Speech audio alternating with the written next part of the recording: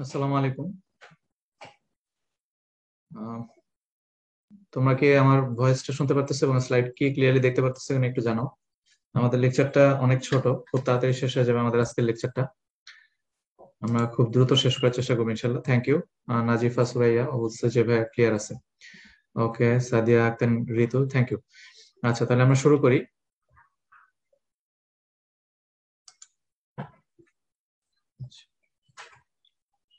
আচ্ছা, আমি ফেসবুকে কোনো কমেন্ট দেখতে পারতেছি না, হয়তোবা তোমরা এখনো ফেসবুকে অনেকে জয়েন করো নাই। যারা জুমে জয়েন করছো তাদেরকে আমি বের করতে পারছি, যে ঠিক আছে জুমে অনেকেই আছো।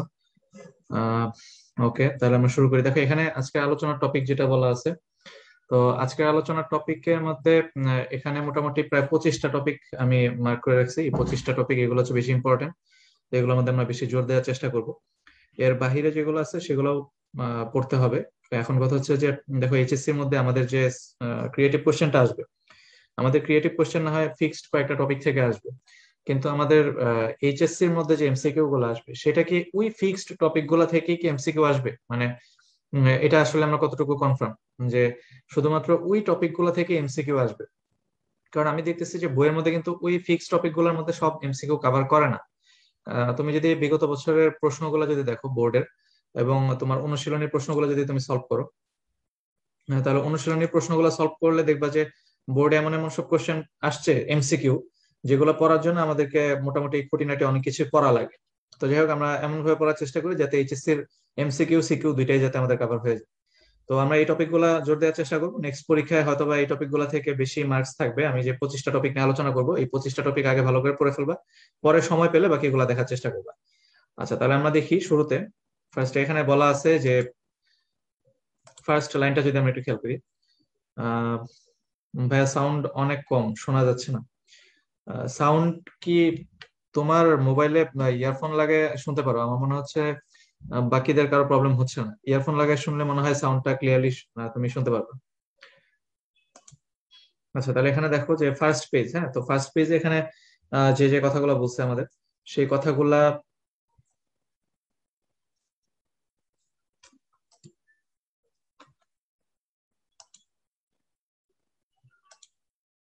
ফার্স্ট পেজ থেকে আমাদের কি পড়তে হবে? এখান থেকে দেখতে হবে যে বায়ুমণ্ডলের বিস্তৃতি আসলে কত। বায়ুমণ্ডল হচ্ছে 500 কিলোমিটারের অধিক নামে একটা কথা বলছে, যে এটা কি 500 কিলোমিটারের কম না বেশি? তাহলে এরকম একটা কোশ্চেন যে বায়ুমণ্ডলের বিস্তৃতি কত। ঠিক আছে। আচ্ছা, তারপর দেখো এখান থেকে আরেকটা জিনিস পড়া লাগবে, সেটা হচ্ছে বায়ুমণ্ডলের মূল উপাদান কয়টা। মূল উপাদান হচ্ছে দুইটা, তাহলে সেই মূল উপাদান দুইটা কি কি? একটা হচ্ছে নাইট্রোজেন গ্যাস আর একটা হচ্ছে অক্সিজেন গ্যাস। ঠিক আছে, তাহলে এই দুইটা আমাদেরকে মাস্ট মনে রাখতে হবে, যে বায়ুমণ্ডলের মূল উপাদান কয়টা এবং তাদের পরিমাণগুলো ইম্পর্টেন্ট, এগুলো আসে পরীক্ষায়। তাহলে এদের পরিমাণগুলো কত পার্সেন্ট, এই জিনিসটা আমরা একটু পড়বো। এখন আমি তোমাদের কাছে একটা কোশ্চেন করি।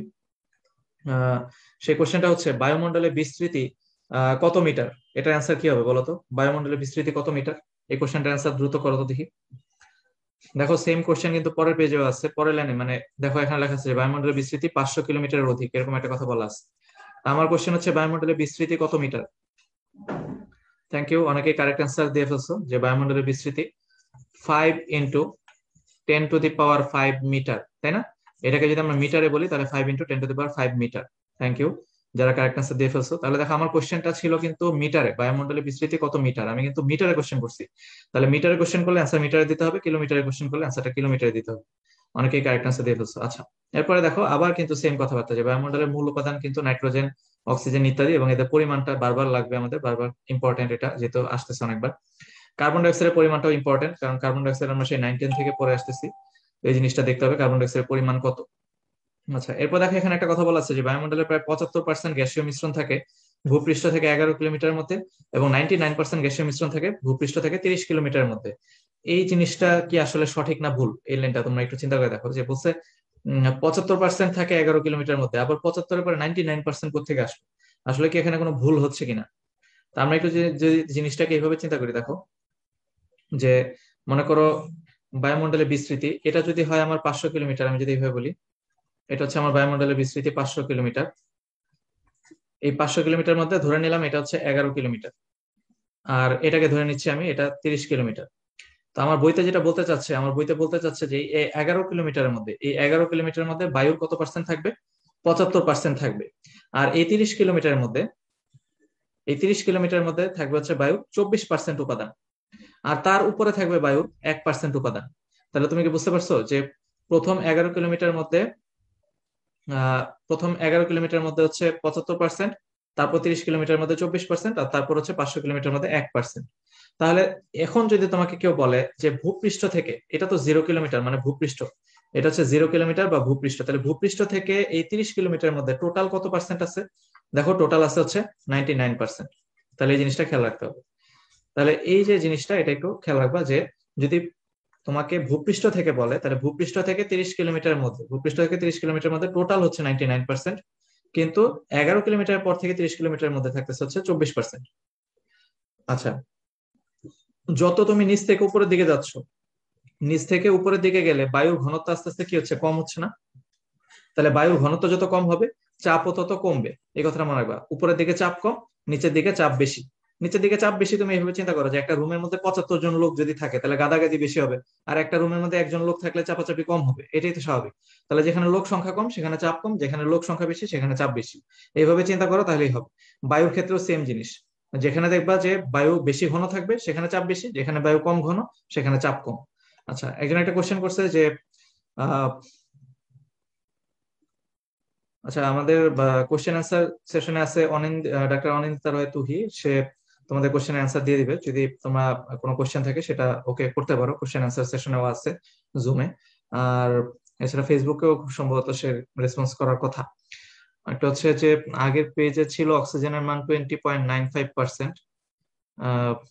আচ্ছা হ্যাঁ, মানে ও যেটা বলতে চাচ্ছে, ও বলতে চাচ্ছে যে ভাইয়া দুইটা পেজে মানে রাউফুন খুব সম্ভবত ওর নাম, ও বলতেছে যে ভাই দুইটা পেজে তো দুই রকম কথাবার্তা বলতেছে খুব সম্ভবত, তাই না? তাহলে দেখো এখানে বলছে যে অক্সিজেনের পরিমাণ 20.94%, এই যে অক্সিজেনের পরিমাণ 20.94%, আর আগের পেজে লেখা ছিল 20.95%। আচ্ছা ভাই, এটা তো খুব বেশি মেজর কোনো প্রবলেম না, 20.9 এই কথাটা তো ঠিক আছে নাকি? এই কথাটা ঠিক থাকলেই তো হইলো। 20.94 বলুক আর 95 বলুক, যাই বলুক, আলটিমেটলি জিনিসটা কিন্তু 21% বোঝাচ্ছে, ঠিক আছে? বায়ুতে অক্সিজেনের পরিমাণটা আলটিমেটলি 21% থাকে, এটা মাথায় রাখতে হবে। অর্থাৎ 20.94 বলুক আর 95 বলুক একই কথা।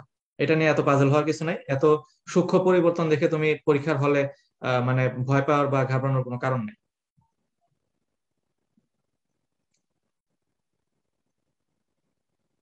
আচ্ছা, অনেকে বলতেছে যে ভিডিওটা অন করলে কনসেন্ট্রেশন ভালো হতো। ভিডিও অন করলে তো সমস্যা, ভিডিও অন করলে দেখা যায় যে তোমরা তাকায় থাকো, আমারও লজ্জা লাগে তোমাদের চাহনি দেখলে। এভাবে তোমাদের চাহনি দেখে কি আসলে পড়ানো যায় বলো? এটা মনোযোগ নষ্ট হয়। তুমি বলতে পারো যে ভাই আমার তো ভিডিও অফ করা থাকে।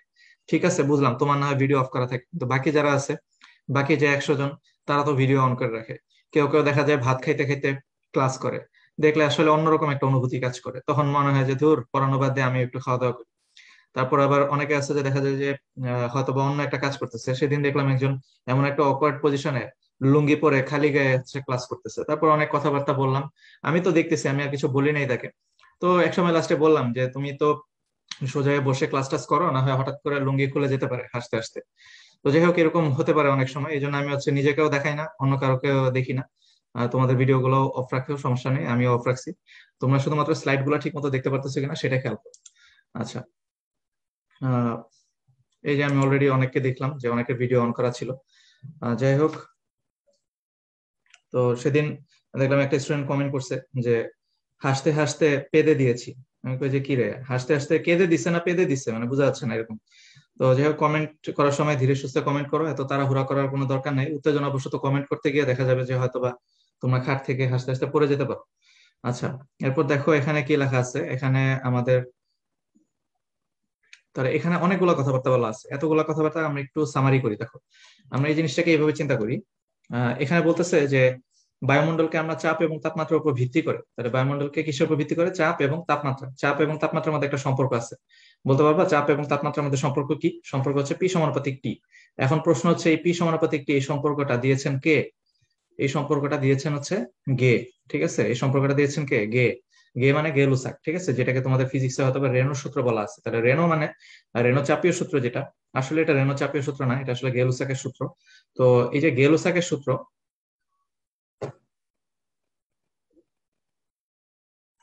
তাহলে গে লুসাকের সূত্র আর হচ্ছে রেনো চাপীয় সূত্র, এটা নিয়ে আমরা কনফিউজ হওয়ার কিছু নাই। যদি আহ আচ্ছা, আফসানা মিমি ও বলতেছে যে ভাই আমাদের তো 1.12 পর্যন্ত পড়ানো হয়েছে। আচ্ছা, তোমাদের ব্যাচে খুব সম্ভবত শেষ অংশটা বাকি আছে, তাই না? প্রথম অংশটা পড়ানো হয়ে গেছে, শেষ অংশটা বাকি আছে। আগামীকালকে তোমাদের শেষ অংশটা ক্লাস হওয়ার কথা। আফসানা মিমি কি 3H গ্রুপের, নাকি হচ্ছে তুমি 3H নাকি 3F? এটা একটু আমাকে জানো।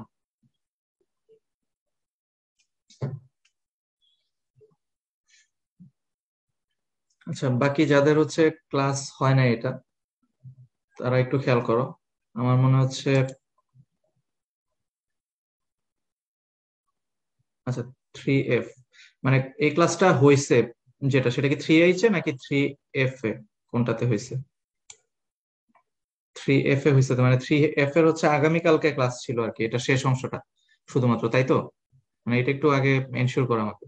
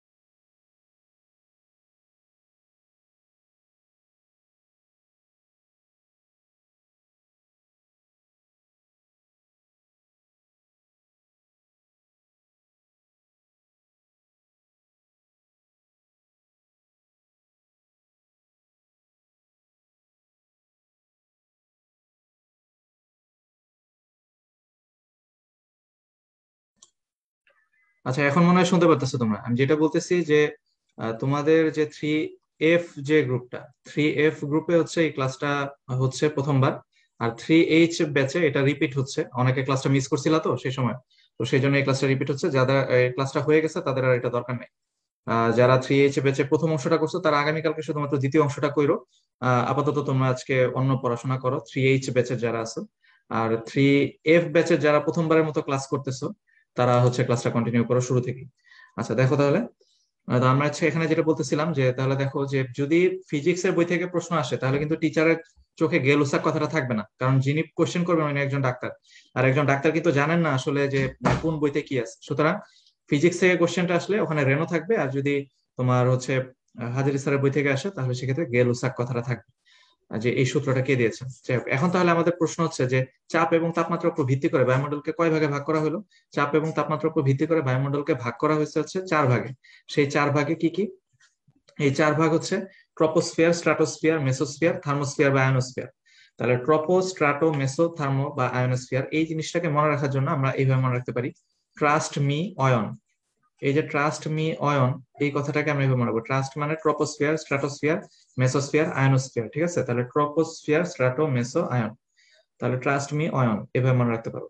এখন তাহলে তুমি দেখো, এই যে 4 ভাগে ভাগ করছো তাপমাত্রা এবং চাপের উপর ভিত্তি করে, তোমার বইতে বলা আছে যে তাপমাত্রা গুলা খেয়াল করো, 218 কেলভিন, তারপরে 275 কেলভিন, তারপর 180 কেলভিন, তার উপরে গেলে 2000 কেলভিন।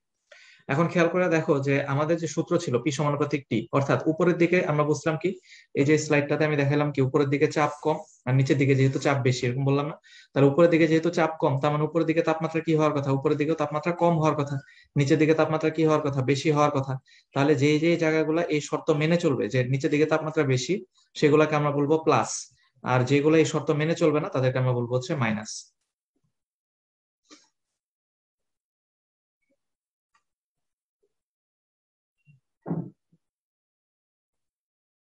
আচ্ছা, তাহলে আমরা সেক্ষেত্রে দেখো যে তোমার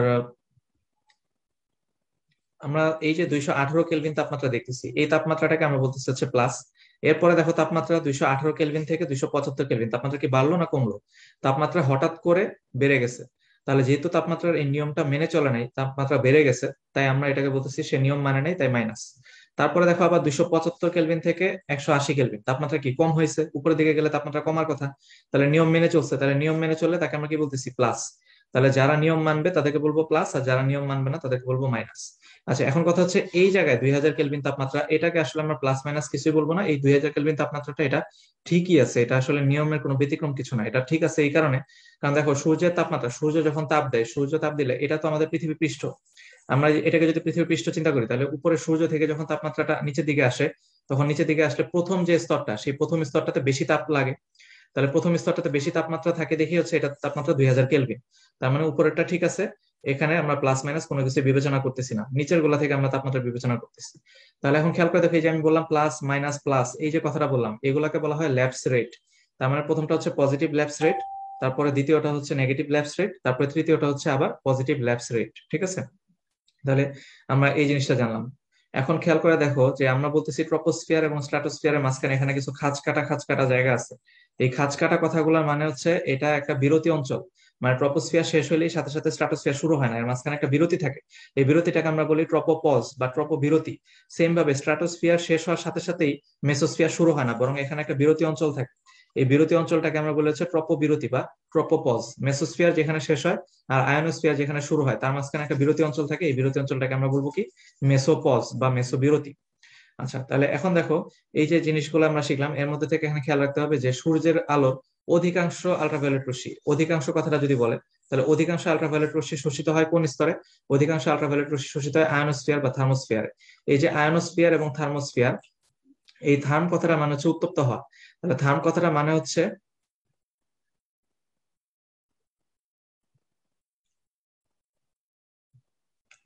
আচ্ছা শাকিল আহমেদ ও বলতেছে যে ভাইয়া আয়নোস্ফিয়ারে মাইনাস দেওয়া আছে বইয়ে, হ্যাঁ ঠিক আছে, আয়নোস্ফিয়ারে যদি মাইনাস দেওয়া থাকে তাহলে তো সমস্যা নেই। এটা তো আমরা বুঝতেই পারতেছি যে আয়নোস্ফিয়ার মাইনাস, এই জিনিসটা আসলে তাপমাত্রার এই লটা মেনে চললে প্লাস, লটা মেনে না চললে মাইনাস, সেই হিসাবে এটাকে মাইনাস বলতেই পারি আমরা। আচ্ছা, তারপরে দেখো এখানে যেটা বলতেছিলাম, যে অধিকাংশ কথাটা যদি বলে, যেহেতু ইউভি রশ্মি, সূর্যের তাপমাত্রাটা যেহেতু সর্বপ্রথম আয়নোস্ফিয়ার হয়ে আসে, তাই এই স্তরটা থার্ম মানে উত্তপ্ত হওয়া, তাই এই স্তরটা বেশি উত্তপ্ত থাকে, এই জন্য এটাকে আমরা বলতেছি হচ্ছে অধিকাংশ আল্ট্রাভায়োলেট রশ্মি এই স্তরে শোষিত হয়। এরপরে কি হয়, বিকিরণ এবং পরিচলন প্রক্রিয়ায় কিছু পরিমাণ আল্ট্রাভায়োলেট রশ্মি আস্তে আস্তে নিচের দিকে নামতে থাকে, তাহলে আল্ট্রাভায়োলেট রশ্মি যখন নিচের দিকে নামতে থাকবে, তখন তুমি খেয়াল করে দেখো এই যে আল্ট্রাভায়োলেট রশ্মিগুলো নিচে নামতে থাকলো, এর মধ্যে থেকে যদি এই আল্ট্রাভায়োলেট রশ্মিগুলা আমাদের মাথায় এসে পড়তো, মানে আমরা তো ট্রপোস্ফিয়ারে বাস করি, আমাদের মাথায় এসে যদি পড়তো তাহলে আমাদের অনেক ক্ষতি হইতো, আমাদের স্কিনে কিছু ক্ষতি হইতো। তাহলে সেই ক্ষতিগুলোর হাত থেকে আমাদেরকে বাঁচাই দিচ্ছে কে, এখানে দেখো ওজন। তাহলে ওজনটা কোথায় অবস্থান করতেছে, স্ট্রাটোস্ফিয়ারে, এই দেখো স্ট্রাটোস্ফিয়ারে ওজন অবস্থান করতেছে। এই ওজনটা করে কি, আল্ট্রাভায়োলেট রশ্মির হাত থেকে পৃথিবীকে ঠেকায় দেয়, ফলে ওজনটা ভেঙে অক্সিজেন অণু এবং অক্সিজেন পরমাণুতে পরিণত হয়। তাহলে কিছু পরিমাণ আল্ট্রাভায়োলেট রশ্মি কোথায় শোষিত হয়, এই স্ট্রাটোস্ফিয়ারের ওজোন স্তরে। তাহলে কি বললাম, ওজোন স্তর কোথায় অবস্থান করে, ওজোন স্তর স্ট্রাটোস্ফিয়ারে অবস্থান করে, এই কথাটা একটু খেয়াল রাখো যে ওজোন স্তর, ওজোন স্তর অবস্থান করে স্ট্রাটোস্ফিয়ারে। তাহলে ওজোন স্তর স্ট্রাটোস্ফিয়ারে অবস্থান করে, এবং সেই স্ট্রাটোস্ফিয়ারের ওজোন স্তর কি করে, কিছু পরিমাণ ইউভি রশ্মি শোষণ করে। তাহলে প্রশ্নটা ভালো করে শোনো, যদি অধিকাংশ কথাটা বলে, অধিকাংশ আল্ট্রাভায়োলেট রশ্মি শোষিত হবে কোথায়, আয়নোস্ফিয়ারে, আর কিছু পরিমাণ শোষিত হবে কোথায়, স্ট্রাটোস্ফিয়ারের ওজোন স্তরে, এই কথাটা খেয়াল রাখলাম। এরপরে দেখো এখানে একটা কথা বলতেছে যে বিমান চলাচল, ঝড় ঝঞ্ঝা ইত্যাদি যত প্রকার হই হুল্লোড় আছে সবকিছু হয় কোথায়, ট্রপোস্ফিয়ারে। তাহলে ট্রপোস্ফিয়ার যেহেতু সবসময় উত্তেজিত অবস্থায় থাকে, তাই আমরা এটাকে বলেছি ক্ষুব্ধ মন্ডল। তাহলে এটাকে আমরা কি বলবো, ক্ষুব্ধ মন্ডল। ট্রপোস্ফিয়ারের সমার্থক নাম কি, ক্ষুব্ধ মন্ডল। তাহলে শান্ত থাকে কোনটা, তার উপরের স্তরটা, তাই এটাকে বলা হয় শান্ত মন্ডল, ঠিক আছে। ট্রপোস্ফিয়ারের উপরের স্তরটা শান্ত থাকে, তাই এটাকে বলা হয় শান্ত মন্ডল। এবং এই শান্ত মন্ডলে সাধারণত জেট বিমান চলাচল করে। তাহলে জেট বিমান জিনিসটা কি, জেট বিমান হচ্ছে ফাইটার প্লেন, তাহলে ফাইটার প্লেন চলাচল করে হচ্ছে তোমার শান্ত মন্ডল বা স্ট্রাটোস্ফিয়ারে। তাহলে এই যে কথাগুলো বললাম, এই কথাগুলো খেয়াল রাখতে হবে। ট্রপোস্ফিয়ারের সমর্থক নাম কি, ক্ষুব্ধ মন্ডল। আর স্ট্রাটোস্ফিয়ারের সমর্থক নাম কি, শান্ত মন্ডল। স্ট্রাটোস্ফিয়ারে কি অবস্থান করে, ওজোন স্তর অবস্থান করে। এই কয়েকটা কথা আমাদেরকে একটু খেয়াল রাখতে হবে। এখন দেখো এই যে ওজোন গুলা কি করছিল, আল্ট্রাভায়োলেট রশ্মির হাত থেকে পৃথিবীকে বাঁচাই দিছিল না, এই জন্য এই আল্ট্রাভায়োলেট রশ্মি যেহেতু শোষণ করে ওজোন স্তরটা পৃথিবীকে বাঁচাই দিছে, তাই পৃথিবীর এই স্তরটাকে বলা হয় পৃথিবীর ছাতা। এই স্তরটাকে আমরা কি বলবো, পৃথিবীর ছাতা। এই জিনিসটা খেয়াল রাখতে হবে, পৃথিবীর ছাতা বলা হয় এটাকে। আচ্ছা, তাহলে যতগুলা কথা বলছি সবগুলা কথা এখানে আছে, তুমি এখান থেকে দেখবা যে চাপ এবং তাপমাত্রার উপর ভিত্তি করে বায়ুমণ্ডলকে চারটা ভাগে ভাগ করছি, ট্রপোস্ফিয়ার, স্ট্রাটোস্ফিয়ার, মেসোস্ফিয়ার, থার্মোস্ফিয়ার, এই কথাগুলো বললাম। তারপরে দেখো কাকে ক্ষুদ্রমণ্ডল বলা হয় এটা বলছি, তারপর কাকে শান্তমণ্ডল বলা হয় এটা বলছি, জেট বিমান কোথায় চলাচল করে এটা বলছি। ঠিক আছে, এই সবগুলা কথা মোটামুটি বলা হয়েছে। এরপরে তুমি যদি আসো পরের পেজে দেখবা। আচ্ছা, এখানে তাহলে এই 2 নম্বর কোশ্চেনটা অ্যান্সার করো তো একটু, জেট বিমান চলাচল করে কত কিলোমিটার উচ্চতা দিয়ে?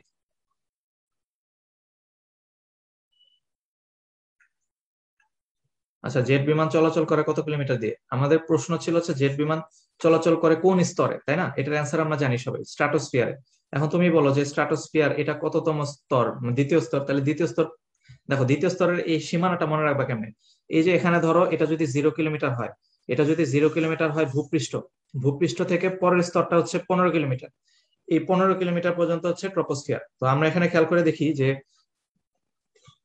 আসলে আমাদের 0 কিলোমিটার তো মনে রাখাটা জরুরি কিছু না, এটা তো ভূপৃষ্ঠ, এটা মনে রাখার দরকার নেই। শুধু 15 কিলোমিটার দিয়ে আমরা শুরু করি, 15 কিলোমিটার পর্যন্ত মনে রাখলাম। এটা মনে রাখার পরে 15-র সাথে 35 যোগ করো, 35 যোগ করলে পাবা হচ্ছে 50 কিলোমিটার। তার সাথে আরো 35 যোগ করো, তাহলে পাবা 85 কিলোমিটার। আর বায়ুমণ্ডলের বিস্তৃতি 500 কিলোমিটার, এটা তো সবাই জানে। তাহলে খেয়াল করে দেখছো যে 15 শুধু মনে রাখছি, সংখ্যাটা কি 15। আমি যদি বলি দেখো 15 মনে রাখছি, 15-র সাথে 35 যোগ করলে কত হয়? 50। তার সাথে আরো 35 যোগ করলে কত হয়? 85। আর বায়ুমণ্ডলের সর্বোচ্চ বিস্তৃতি কত? 500 কিলোমিটার। তাহলে আমি তো সবগুলা সংখ্যাই মনে রাখলাম। শুধুমাত্র 15-র সাথে 35 যোগ 35 যোগ এভাবে করে যোগ করলে হচ্ছে, আর 500 কিলোমিটার আগে থেকে আমি জানি, মুখস্থ করা লাগলো না, সবগুলা মানি আমি পারলাম। এখন খেয়াল করে দেখো, এই যে তুমি যে চারটা ভাগে ভাগ করছিলা সেটা কিসের উপর ভিত্তি করে? বায়ুমণ্ডলকে চাপ এবং তাপমাত্রার উপর ভিত্তি করে ভাগ করছিল না? কিন্তু চাপ এবং তাপমাত্রার উপর ভিত্তি করা ছাড়াও আরেক ভাবে এটাকে ভাগ করা যায়। কিভাবে? সেটা হচ্ছে সংযুক্তির উপর ভিত্তি করে। তাহলে সংযুক্তির উপর ভিত্তি করে বায়ুমণ্ডলকে আমরা কয় ভাগে ভাগ করব? 2 ভাগে। এটা দেখো পরের পেজে আছে। আচ্ছা, তার আগে আমি আরো কয়েকটা জিনিস বলি যেগুলো আমাদের পড়ানো হয়ে গেছে। দেখো এই যে ট্রপোপজ কি জিনিস সেটা আমরা পড়ছি। তারপরে দেখো এই যে নেগেটিভ ল্যাপস রেট, তারপর হচ্ছে তোমার এই যে পজিটিভ ল্যাপস রেট, কোথায় কোথায় পজিটিভ ল্যাপস রেট আর কোথায় কোথায় নেগেটিভ ল্যাপস রেট, এই জিনিসগুলো আমাদের পড়া হয়ে গেছে। এই যে দেখো এখানে লেখা আছে পজিটিভ লেফট সাইড, এই কথাগুলো আমাদের পড়া হয়ে গেছে। তাহলে মোটামুটি অনেকগুলো এমসিকিউ আমরা পড়ছি। এরপরে যদি আসো, তাহলে এখানে দেখো যে এখানে আমরা দেখো সংযুক্তির উপর ভিত্তি করে বায়ুমণ্ডলকে কয় ভাগে ভাগ করছে? 2 ভাগে ভাগ করছে। একটা হচ্ছে হোমোস্ফিয়ার আর একটা হচ্ছে হেটারোস্ফিয়ার। তাহলে বায়ুমণ্ডলকে সংযুক্তিগত ভাবে কয় ভাগে ভাগ করা যায়? হোমো এবং হেটারো 2 ভাগে ভাগ করা যায়। এখন এই যে 2 ভাগে তুমি ভাগ করতেছো, এই হোমোস্ফিয়ার আর হেটারোস্ফিয়ারের মধ্যে মনে রাখবা প্রথম 3টা স্তর, এই যে ট্রপোস্ফিয়ার, স্ট্রাটোস্ফিয়ার বা মেসোস্ফিয়ার, প্রথম 3টা স্তরকে বলা হয় হোমোস্ফিয়ার। পরে আরো একটা স্তর আছে না, যে থার্মোস্ফিয়ার, এই থার্মোস্ফিয়ার সহ তার উপরে আরেকটা স্তর থাকে যেটা এখানে বইতে লেখা নেই, সেই স্তরটা হচ্ছে এক্সোস্ফিয়ার বলা হয়। এক্সোস্ফিয়ার, থার্মোস্ফিয়ার উপরে আরেকটা স্তর থাকে, এটাকে বলে এক্সোস্ফিয়ার। এই থার্মোস্ফিয়ার এবং এক্সোস্ফিয়ার এই 2টা স্তরকে একসাথে বলা হয় হচ্ছে হেটারোস্ফিয়ার। তাহলে আমরা বায়ুমণ্ডলকে সংযুক্তিগত ভাবে 2 ভাগে ভাগ করছি, একটা হচ্ছে হোমোস্ফিয়ার আর একটা হচ্ছে হেটারোস্ফিয়ার। এখন সংযুক্তিগত ভাবে জিনিসটার অর্থটা কি আসলে? যে সংযুক্তিগত ভাবে কথাটা মানে হচ্ছে যে তোমরা বায়ুমণ্ডলে যে উপাদানগুলো আছে সেই উপাদানগুলো যদি সমসত্তীয় ভাবে থাকে আর অসমসত্তীয় ভাবে থাকে। এখন এই জিনিসটা কি সেটা আমি বলতেছি, দেখো এখানে বলা আছে, দেখো এই যে হোমোস্ফিয়ার, হোমোস্ফিয়ার এবং হেটারোস্ফিয়ার। বলতেছে হোমোস্ফিয়ার মানে যেখানে বায়ুর উপাদানগুলো সমসত্তীয় ভাবে থাকবে তাদেরকে বলা হয় হোমোস্ফিয়ার। আর যেখানে সমসত্তীয় ভাবে থাকবে না, মানে অসমসত্তীয় ভাবে থাকবে, তাদেরকে বলা হয় হেটারোস্ফিয়ার। এখন এই সমসত্তীয় আর অসমসত্তীয় জিনিসটা কি এটা তোমাকে আমি বলতেছি। দেখো এই জিনিসটা হচ্ছে, আমাদের এখানে হোমোস্ফিয়ারকে আমরা 2টা ভাগে ভাগ করছি। একটা হচ্ছে হোমোস্ফিয়ারে কিছু মুখ্য উপাদান থাকে, কিছু গৌণ উপাদান থাকে। ঠিক তেমনি ভাবে হেটারোস্ফিয়ারেও কিছু মুখ্য উপাদান থাকে, গৌণ উপাদান থাকে। আমাদের এই জিনিসগুলো পড়া লাগবে।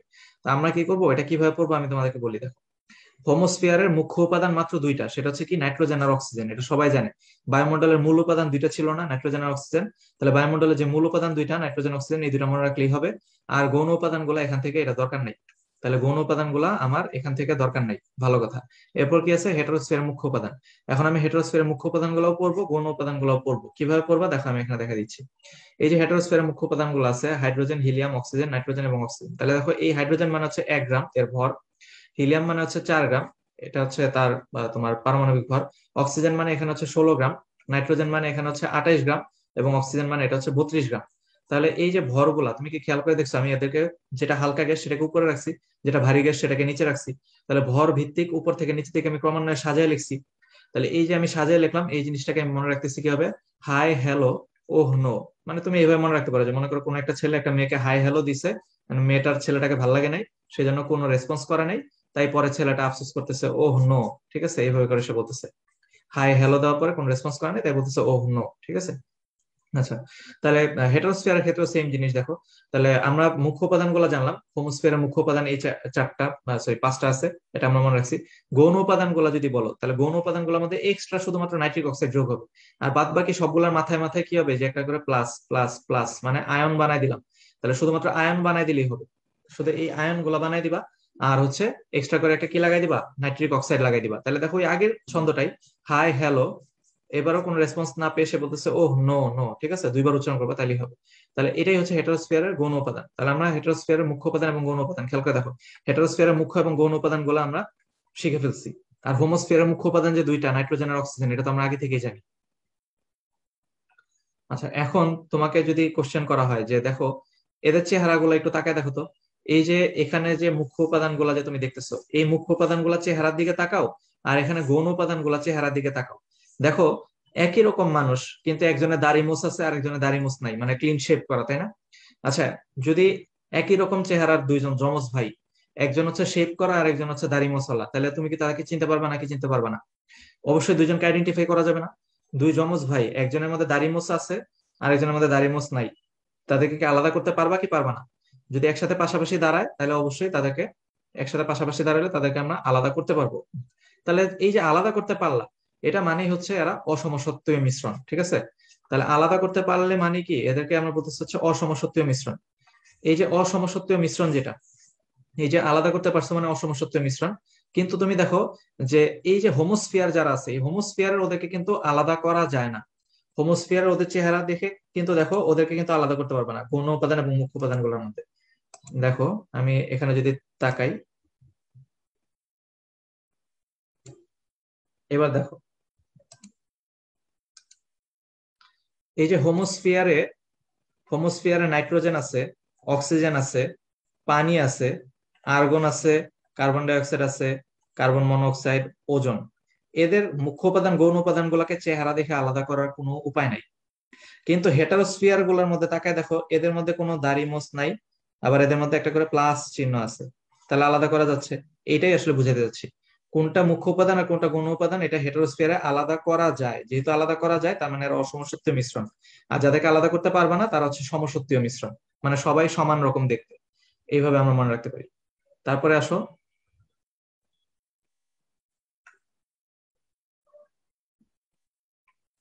এখন দেখো যেটা হচ্ছে যে পরিমাণ, পরিমাণের ক্ষেত্রে আমাদের এখানে একটা কোশ্চেন আছে, সেটা হচ্ছে যে এই যে এখানে দেখো সারণী আছে, এই সারণীর মধ্যে থেকে আমরা প্রথম চারটা পড়তে পারি এখান থেকে। এই চারটা জিনিস আমরা পড়বো, এরপরে খুব বেশি পড়তে মন চাইলে তাহলে হিলিয়ামটা পড়তে পারো, আর এখান থেকে ওজনটা পড়লে পড়তে পারো, আর হাইড্রোজেনটা। এই কয়েকটা জিনিস যেগুলো দাগাই দিচ্ছি এগুলোই পড়ো, এর বাইরে কিছু দরকার নেই। এগুলো থেকে সাধারণত আসার সম্ভাবনা খুবই কম, আসলেও যে দু একটা আসবে তার মধ্যে এখান থেকে দাগানো অংশ থেকে কমন পাবা। নাইট্রোজেন আর অক্সিজেনটা বেশি ইম্পর্টেন্ট, নাইট্রোজেন আর অক্সিজেনটা থেকে বিগত বছরে আসছে পরীক্ষায়, তাহলে এগুলো বেশি ইম্পর্টেন্ট, এটা বেশি জোর দিতে হবে। এখন তুমি খেয়াল করে দেখো যে বলতেছে এখানে মোল ভগ্নাংশ। তাহলে মূল ভগ্নাংশগুলো আমরা মুখস্থ না করে কিভাবে আমরা একটু ভালো করে অ্যান্সার করতে পারি দেখো। যদি আমরা বলি যে নাইট্রোজেনের পরিমাণ কত, তুমি জানো এটা আমরা প্রথম পেজে পড়ে আসছি। যদি বলো অক্সিজেনের পরিমাণ কত, এটা আমরা প্রথম পেজে পড়ে আসছি। কার্বন ডাইঅক্সাইডের পরিমাণ কত, এটা আমরা দ্বিতীয় পেজে পড়ছি। তাহলে যখনই বলবে পথে পরিমাণ, তখনই আমাদের পার্সেন্টেজের কথা মাথায় আসবে, ঠিক আছে, পরিমাণ বললে পার্সেন্টেজ, এই কথাটা মাথায় রাখবা। আর যখনই বলবে মোল ভগ্নাংশ, ভতে ভগ্নাংশ, ভতে ভাগ করে দিবা। কি দিয়ে ভাগ করে দিবা? 100 দিয়ে ভাগ করে দিবা, কারণ পার্সেন্টেজ সরাই দিতে হলে কি করতে হয়, পার্সেন্টেজ সরাই দিতে হলে 100 দিয়ে ভাগ করতে হয়। তাহলে ধরো 78.08, এটাকে যদি তুমি 100 দিয়ে ভাগ দাও, 100 দিয়ে ভাগ দিলে দশমিকটা কি দুই ঘর আগে চলে আসবে না? তাহলে জিনিসটা কি দাঁড়াবে, 0.7808 এরকম আসবে না? তাহলে দেখো আমার এটা কিন্তু দশমিকটা দুই ঘর আগে চলে আসছে। সেম ভাবে যখন তুমি অক্সিজেনের ক্ষেত্রে ভগ্নাংশ মানে ভাগ করবা 100 দিয়ে, তখন দশমিকটা দুই ঘর আগে চলে আসবে, তাহলে 0.2094 হয়ে যাবে। কার্বন ডাইঅক্সাইডের ক্ষেত্রেও সেম, পার্সেন্টেজ সরাই দিবা, পার্সেন্টেজ সরাই দিলে পথে পার্সেন্টেজ, পরিমাণ চাইলে পার্সেন্টেজে বলবা, ভতে ভগ্নাংশ, ভগ্নাংশ বললে ভাগ করে দিবা, কত দিয়ে, 100 দিয়ে ভাগ করে দিবা। তাহলে 100 দিয়ে ভাগ করে দিলে দশমিকটা দুই ঘর আগে চলে আসে। তাই আমার এখানে 100 দিয়ে ভাগ করার কারণে দুইটা শূন্য বসাইতে হচ্ছে, ঠিক আছে। তাহলে দুইটা শূন্য সামনে বসায় তারপরে পয়েন্ট, মানে তোমার 033 যেটা, এটা বসাইতে হবে। তাহলে যদি বলে ভগ্নাংশ, তাহলে আমরা দশমিকটা দুই ঘর আগে নিয়ে আসবো, 100 দিয়ে ভাগ করে দিব।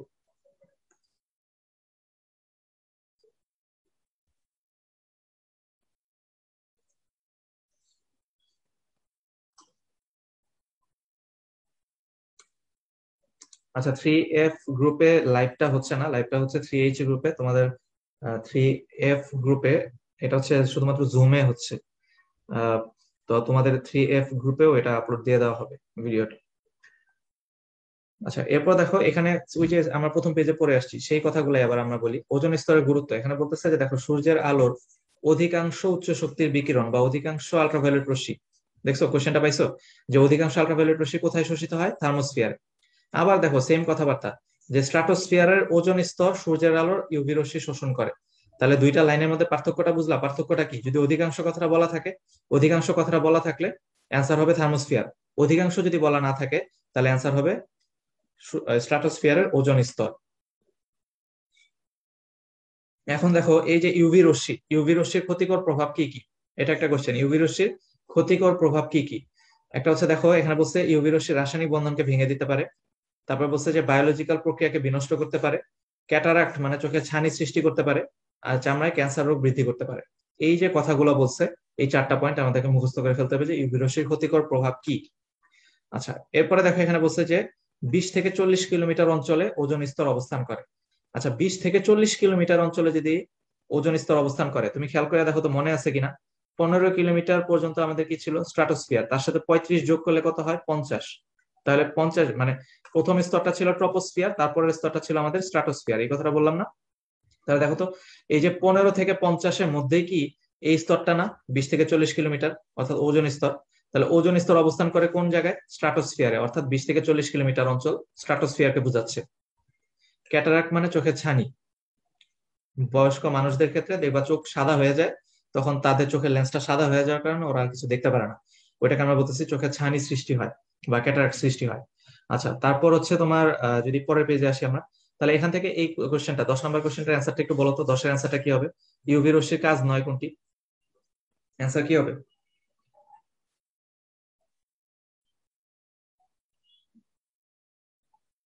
আচ্ছা, ভেরি গুড, অনেকেই কারেক্ট অ্যান্সার দিয়ে ফেলছো। এটা হচ্ছে ডি নাম্বারটা অ্যান্সার। অনেকে এ নাম্বারটা বলছো, এটা আসলে হয় নাই। দেখো, ডি যারা বলছো তাদেরটা কারেক্ট। ক্যান্সার রোগ বিনষ্ট করে?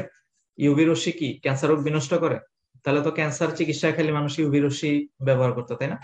তার মানে তুমি ভুল বুঝতেছো। দেখো, ক্যান্সার রোগ বিনষ্ট করে না, বরঞ্চ ক্যান্সার রোগ বৃদ্ধি করে।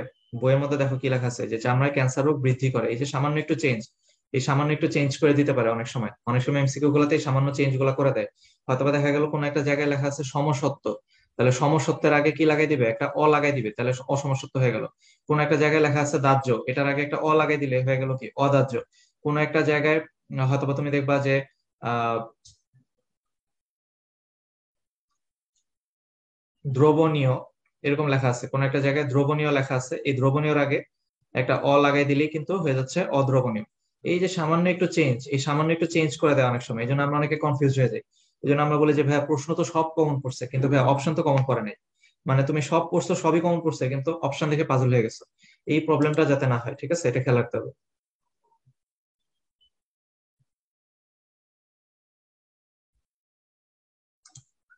এরপরে দেখো এখানে হচ্ছে ঘূর্ণিঝড় জলোচ্ছ্বাস নিয়ে যা কিছু বলছে, এগুলা আমাদের বেশি কিছু পড়ার দরকার নেই, শুধু এটা মাথায় রেখো। সমুদ্র বায়ু প্রবাহ কখন হয়? দিনের বেলা। সমুদ্র বায়ু প্রবাহ হয় দিনের বেলা, আর রাতের বেলা কি হয়? স্থলবায়ু প্রবাহ হয়। এই একটু কথা মনে রাখবা। আর হচ্ছে এখান থেকে কয়েকটা কথা আছে, তার মধ্যে সবচেয়ে ইম্পর্টেন্ট যেটা পরীক্ষায় আসছে বিগত বছরে এবং এটা লাগবে, সেটা হচ্ছে যে তোমার সাইক্লোন সৃষ্টির জন্য তাপমাত্রা কত ডিগ্রি ফারেনহাইট বা কত ডিগ্রি সেলসিয়াস। তাহলে এই এতটুকু অংশ লাগবে, সেটা হচ্ছে সাগরের পানির তাপমাত্রা। সাগরের পানির তাপমাত্রা 27 ডিগ্রি সেন্টিগ্রেড বা 80 ডিগ্রি ফারেনহাইটের বেশি হইতে হবে, কিন্তু 80 ডিগ্রি ফারেনহাইটের বেশি, এই কথাটা খেয়াল রাখতে হবে। এই জিনিসগুলো আমাদের এইচএসসির জন্য অনেক বেশি ইম্পর্টেন্ট, এমসিকিউ তে আসতে পারে এগুলো।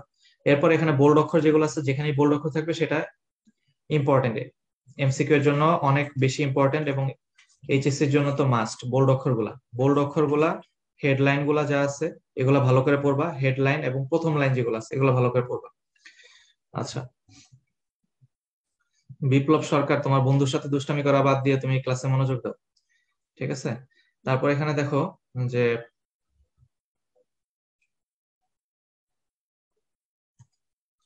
এরপর এখানে দেখো, এখানে একটা কথা বলা আছে যে আহ, ঘূর্ণিঝড় সৃষ্টির কারণ। তো ঘূর্ণিঝড় সৃষ্টির কারণের মধ্যে দুইটা কারণের কথা বলছে।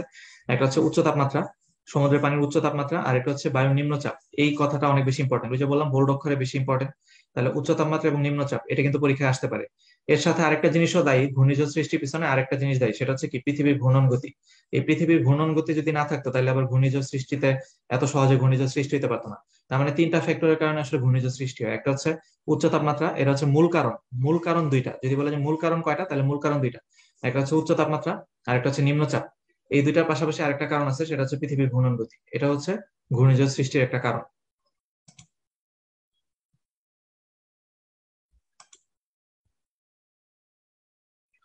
আচ্ছা, তোমাদের শর্ট সিলেবাসে যে রিটেনের যে কোশ্চেন গুলো আছে, সেই রিটেনের কোশ্চেন গুলো তো পড়তেই হবে, কিন্তু এর বাইরে তুমি কি এমসিকিউ এর জন্য কিছু করবে না? মানে এমসিকিউ যখন তুমি অনুশীলনী সলভ করতে যাবা, অনুশীলনী সলভ করাটা তো ফরজ কাজ না আমাদের? অনুশীলনী থেকে তো কোশ্চেন রিপিট হয়। তাহলে অনুশীলনী থেকে যেহেতু কোশ্চেন রিপিট হয়, তার মানে অনুশীলনী কোশ্চেন গুলো সলভ করতে গেলে দেখবা এইসব জায়গাগুলো থেকে প্রশ্ন আসছে। এবং সেই জায়গাগুলো থেকে আমি হচ্ছে তোমাদেরকে দেখাচ্ছি যে এই এই জায়গাগুলো তোমাকে পড়তেই হবে। তার মধ্যে যেমন ধরো এই জায়গা থেকে কোশ্চেন আসতে পারে, এই এতটুকু অংশ, এই অংশ থেকে কোশ্চেন আসতে পারে। আমি তো বলতেছি যে সব পড়ার দরকার নাই, যা পড়ানো হইতেছে শুধু তাই পড়ো। যা পড়ানো হচ্ছে আজকে সেগুলোই শুধু পড়ো, তাইলে দেখবে যে এখান থেকে ইনশাল্লাহ এইচএসসি এর মধ্যে অনেক এমসিকিউ কমন পাবা। এরপর দেখো এখানে যেটা বলছে, আমি সেই প্যারাটাকে এইভাবে করে সুন্দর করে সাজায় লিখছি। বলতেছে যে মেক্সিকো অঞ্চলে যে ঘূর্ণিঝড়টা হয় সেই ঘূর্ণিঝড়ের নাম হচ্ছে হ্যারিকেন। তাহলে আমরা এটাকে মনে রাখবো কেমনে? মনে রাখবো মেক্সিকো হারছে। ফুটবল খেলা দেখো না, ফুটবল খেলায় মেক্সিকো অনেক সময় জিততে পারে, হারতেও পারে, সেই জন্য আমরা মনে রাখবো মেক্সিকো হারছে। এই হারছেটা এটা হচ্ছে হ্যারিকেন, ঠিক আছে? আমরা এবার মনে রাখবো মেক্সিকো হারছে। ফিলিপাইন এবং জাপান, ওদের যে ঘূর্ণিঝড়টা থাকে, এই ফিজাপ, এটাকে আমরা মনে রাখতেছি ফিজাপ। ফিজাপ কিন্তু একটা কোল্ড ড্রিঙ্কস ছিল আগে, এখন বাজারে মনে হয় খুব বেশি একটা অ্যাভেলেবল না। আগে ফিজাপ নামে একটা কোম্পানি ছিল, এটাতে কোল্ড ড্রিঙ্কস ছিল, তো আমরা এটাকে মনে রাখবো ফিজাপ হচ্ছে। দুইটাই হচ্ছে টাইফুন। ঘূর্ণিঝড়ের আঞ্চলিক নামটা কি? টাইফুন। এটা বাগিও বলা হয়, ফিলিপাইনে বাগিও বলা হয়। তাহলে আমরা মনে রাখবো ফিজাপ হচ্ছে টাইফুন, মানে কি ফিলিপাইন এবং জাপান। আর বাকি যেটা আছে সেটাকে আমরা সাইক্লোনই বলতেছি। ঘূর্ণিঝড়ের একটা নাম কি? সাইক্লোন। সেটা হচ্ছে ভারতের ক্ষেত্রে আর অস্ট্রেলিয়ার ক্ষেত্রে, ঠিক আছে? আচ্ছা, তাহলে এগুলো থেকে কোশ্চেন আসতে পারে। তারপর এখানে এটা লেস ইম্পর্টেন্ট, এটা খুব বেশি ইম্পর্টেন্স দেওয়া দরকার নেই এইচএসসির জন্য। কিন্তু যারা অ্যাডভান্স প্রিপারেশন রাখতে চাও তারা এটা দেখতে পারো। তাই এটা মনে রাখতে পারো এইভাবে।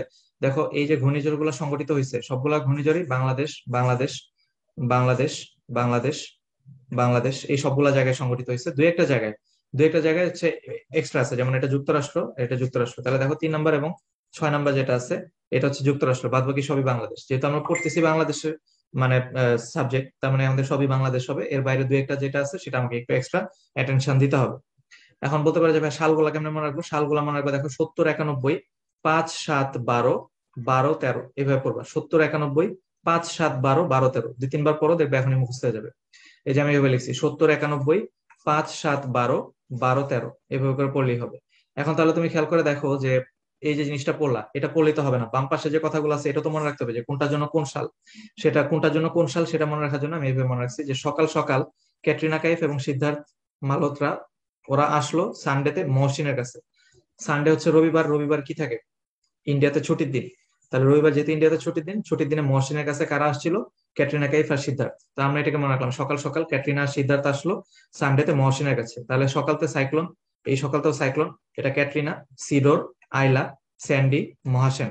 যারা অ্যাডভান্স প্রিপারেশন নেবা তারা এটা পড়বা, আর যারা হচ্ছে শুধুমাত্র এখন একটু কম পড়তে চাও তারা এটা অ্যাভয়েড করবা। কম পড়তে চাইলে এটা বাদ। তারপরে দেখো গ্যাস সূত্র সমূহ, খুব বেশি ইম্পর্টেন্ট এইচএসসির জন্য। এইচএসসির জন্য এটা আমাদেরকে মাস্ট ফোকাস করতেই হবে। তো এক্ষেত্রে আমাদের যে কয়টা লাইন দাগাচ্ছি শুধুমাত্র সেই কয়টা লাইন পড়লেই হবে। সেটা হচ্ছে গ্যাসের ভৌত ধর্মভিত্তিক পরিবর্তনশীল রাশি কয়টা? ভৌত ধর্মভিত্তিক পরিবর্তনশীল রাশি চারটা। কি কি? এই এন, ভি, পি এবং টি। তাহলে মনে রাখবা, যদি ফিজিক্সে বলে, ফিজিক্সে ভৌত ধর্ম কথাটা উল্লেখ করা নেই, শুধু বলছে যে গ্যাসের পরিবর্তনশীল রাশি কয়টা। তাহলে গ্যাসের পরিবর্তনশীল রাশির মধ্যে ফিজিক্সে এনটাকে আলোচনা করা নেই। এনটাকে বাদ রেখে ওরা বলতেছে পরিবর্তনশীল রাশি তিনটা, একটা কি? পি, ভি আর একটা হচ্ছে টি। তাহলে যেহেতু পি, ভি এবং টি এই তিনটা হচ্ছে পরিবর্তনশীল রাশি, এটা ফিজিক্সে বলছে। আর কেমিস্ট্রির মধ্যে ভৌত ধর্ম কথাটা উল্লেখ করে দিচ্ছে। ভৌত ধর্ম কথাটা উল্লেখ থাকলে আমরা বলবো চারটা, ঠিক আছে? কারণ এটা কেমিস্ট্রি থেকে আসছে, এভাবে আমাদের বুঝে নিতে হবে। তারপরে দেখো এখানে আরেকটা কি বলছে, যে গ্যাসের এই চারটা পরিবর্তনশীল রাশির মধ্যে সম্পর্ক হয় কয়টা? সম্পর্ক হচ্ছে তিনটা। সেই তিনটা সম্পর্ক কি কি? বয়েলের, চার্লসের এবং অ্যাভোগাড্রোর। এই বয়েল, চার্লস, অ্যাভোগাড্রো এই তিনটা, এই লাইনটা পড়া লাগবে। আরেকটা লাইন পড়তে হবে লাস্ট, সেটা হচ্ছে সাধারণ গ্যাস কি কি আর নোবেল গ্যাস কি কি। তাহলে মনে রাখবা নোবেল গ্যাস হচ্ছে নিষ্ক্রিয় গ্যাস। নিষ্ক্রিয় গ্যাস যারা তারাই নোবেল গ্যাস। নিষ্ক্রিয় গ্যাস গুলা মনে আছে? হিলিয়াম, নিয়ন, আর্গন, ক্রিপ্টন, জেনন, রেডন। তাহলে এই নোবেল গ্যাস হচ্ছে নিষ্ক্রিয় গ্যাস গুলা। আর বাদ বাকি যত গ্যাস আছে তারা সবাই সাধারণ গ্যাস। তাহলে এই এতটুকু অংশ পড়লেই হচ্ছে। এরপর এখানে তোমার কিছু এমসিকিউ দেওয়া আছে।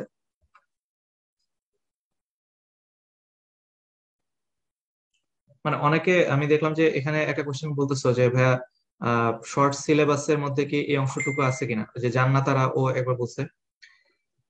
আমি অনিন্দিতা রয় তুহি আমাদের ও অ্যান্সার দিচ্ছে। তারপর আমি আরেকবার একটু বলি যে আমি তোমাদের কোশ্চেনটা স্টাডি করছি, যে তোমাদের অনুশীলনের মধ্যে যে এমসিকিউটা আছে, এই অনুশীলনের এমসিকিউটা তুমি যদি স্টাডি করো তাহলে তুমি দেখবা যে কোশ্চেন গুলা যেই যেই জায়গা থেকে আসতেছে এই বছরও কিন্তু অনুশীলনের কোশ্চেন থেকে রিপিট হইতেই পারে, স্বাভাবিক। এবং ওই জায়গাগুলা থেকে কিন্তু এমসিকিউ থাকবেই, তুমি এটা শিওর থাকো। যেই টপিক গুলা থেকে অনুশীলনীতে এমসিকিউ দেওয়া আছে ওই টপিক গুলা থেকে কোশ্চেন থাকবে। ওই টপিক গুলা থেকে যেহেতু কোশ্চেন থাকতে পারে, তাহলে আমি সেই সেই জায়গাগুলাই শুধুমাত্র তোমাকে দেখাচ্ছি। তুমি এটা ভাইবো না যে শর্ট সিলেবাসের বাইরে এগুলো আমাকে পড়তে হবে কি পড়তে হবে না, এটা নিয়ে কনফিউশনের কোনো কারণ নেই।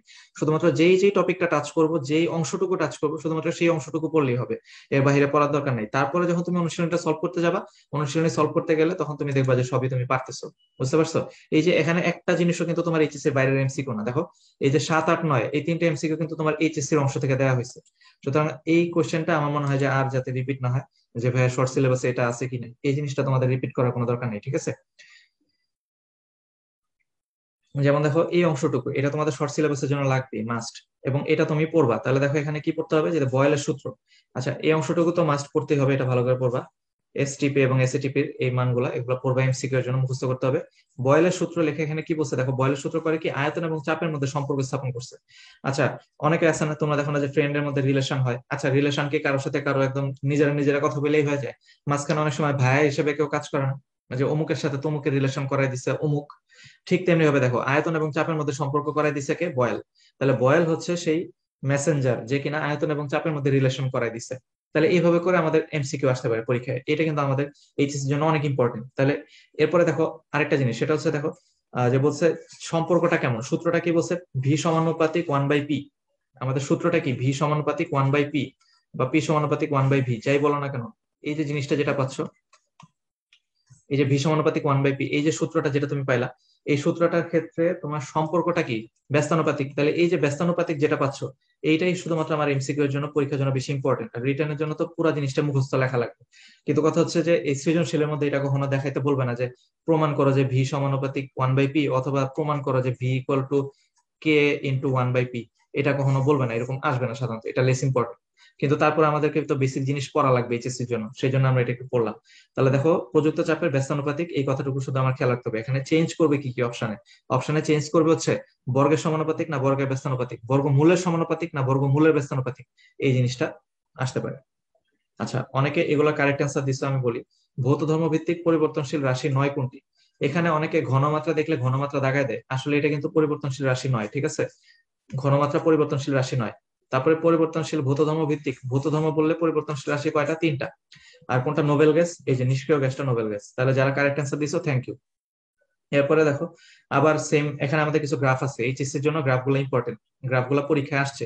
এই যে ভি বনাম পি লেখচিত্রটা কেমন, ভি বনাম 1/p লেখচিত্রটা কেমন, পি ভি বনাম পি লেখচিত্রটা কেমন?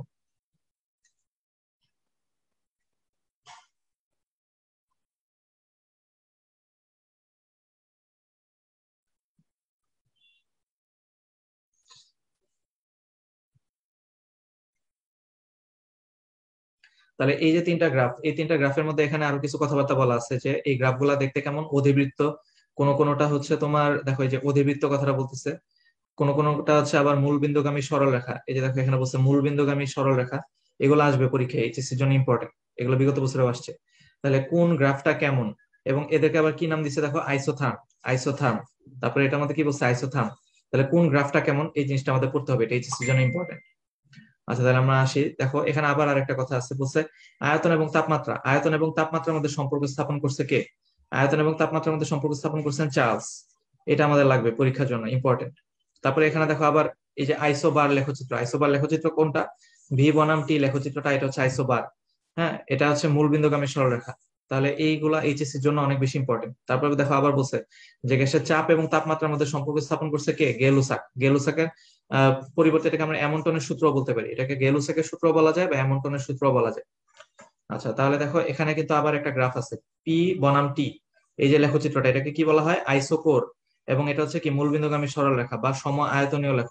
যতগুলা কথা আমি এখন বলছি এতক্ষণ, সবগুলা জিনিস আমি বুঝাই বলতেছি। দেখো এই যে এটা, এটা তোমাদের ক্লাস নোটের মধ্যে আছে। ক্লাস নোটের মধ্যে তোমাদেরকে এটা দিয়ে দেওয়া হবে।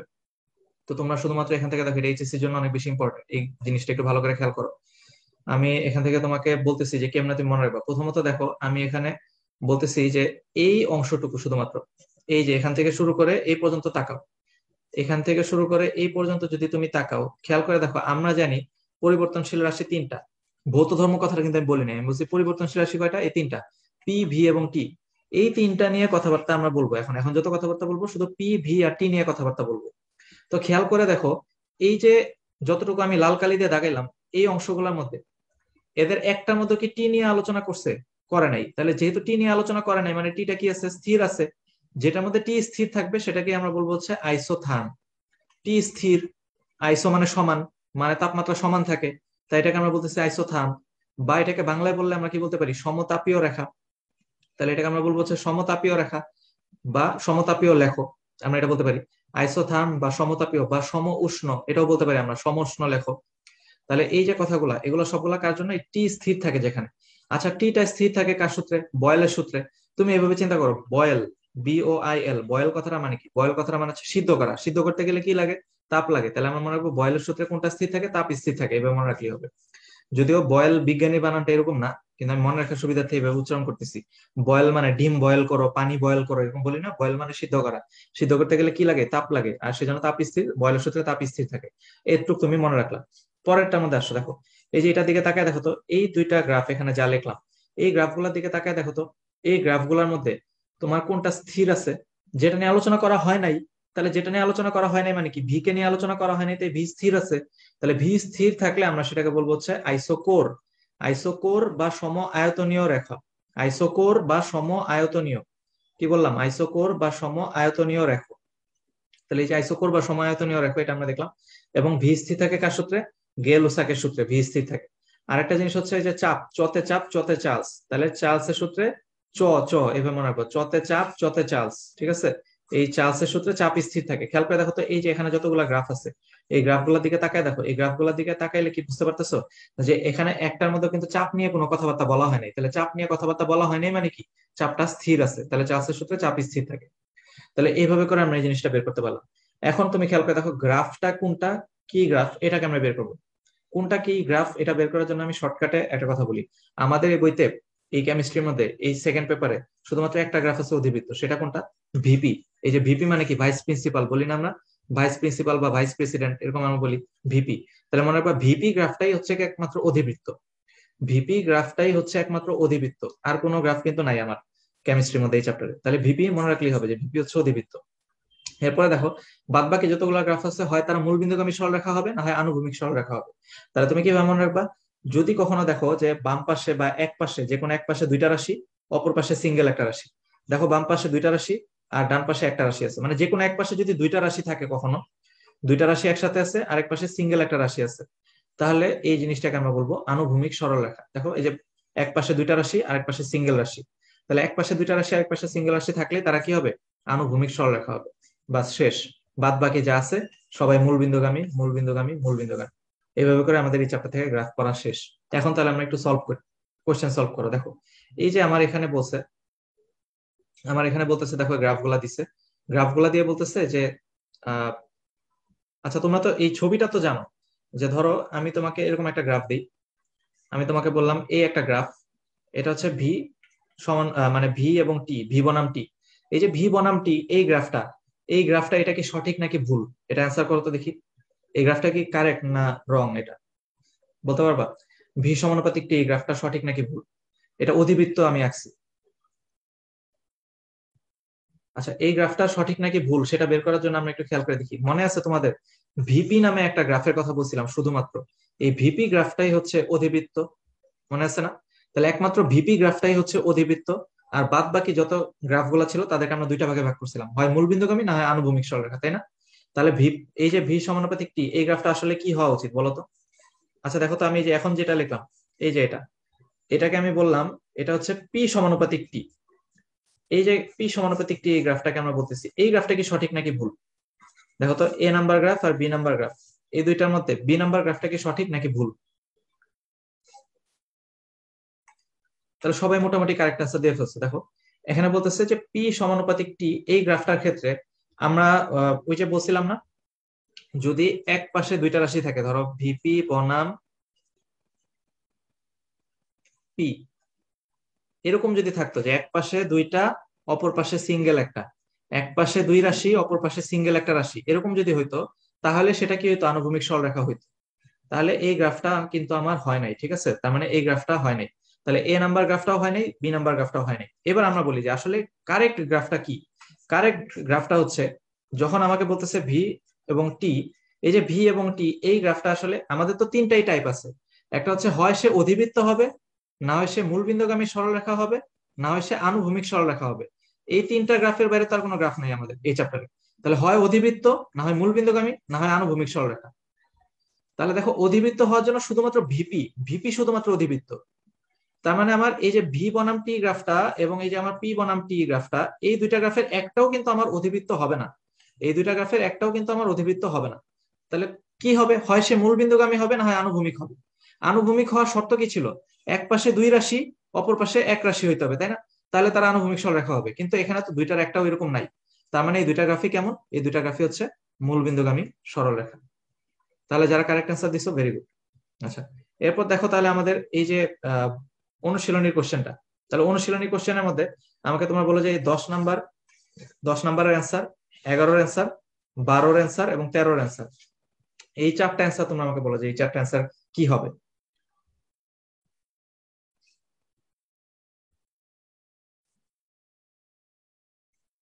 প্রথমে বলছে যে পাশের লেখচিত্রটা কোন সূত্রের জন্য প্রযোজ্য।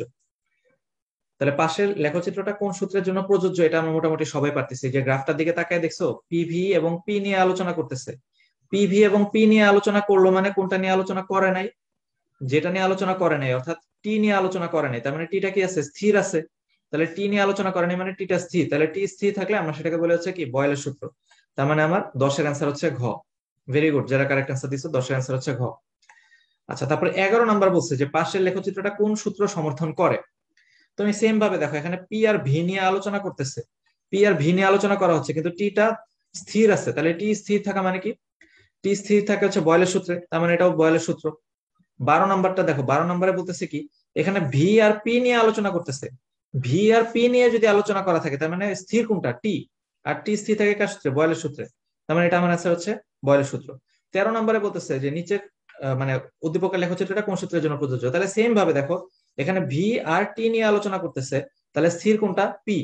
তাহলে এটাও হচ্ছে আহ যেহেতু এখানে বলছে চাপ স্থির, তার মানে চাপ স্থির থাকে কার সূত্রে? চার্লসের সূত্রে। চাপ স্থির থাকে চার্লসের সূত্রে।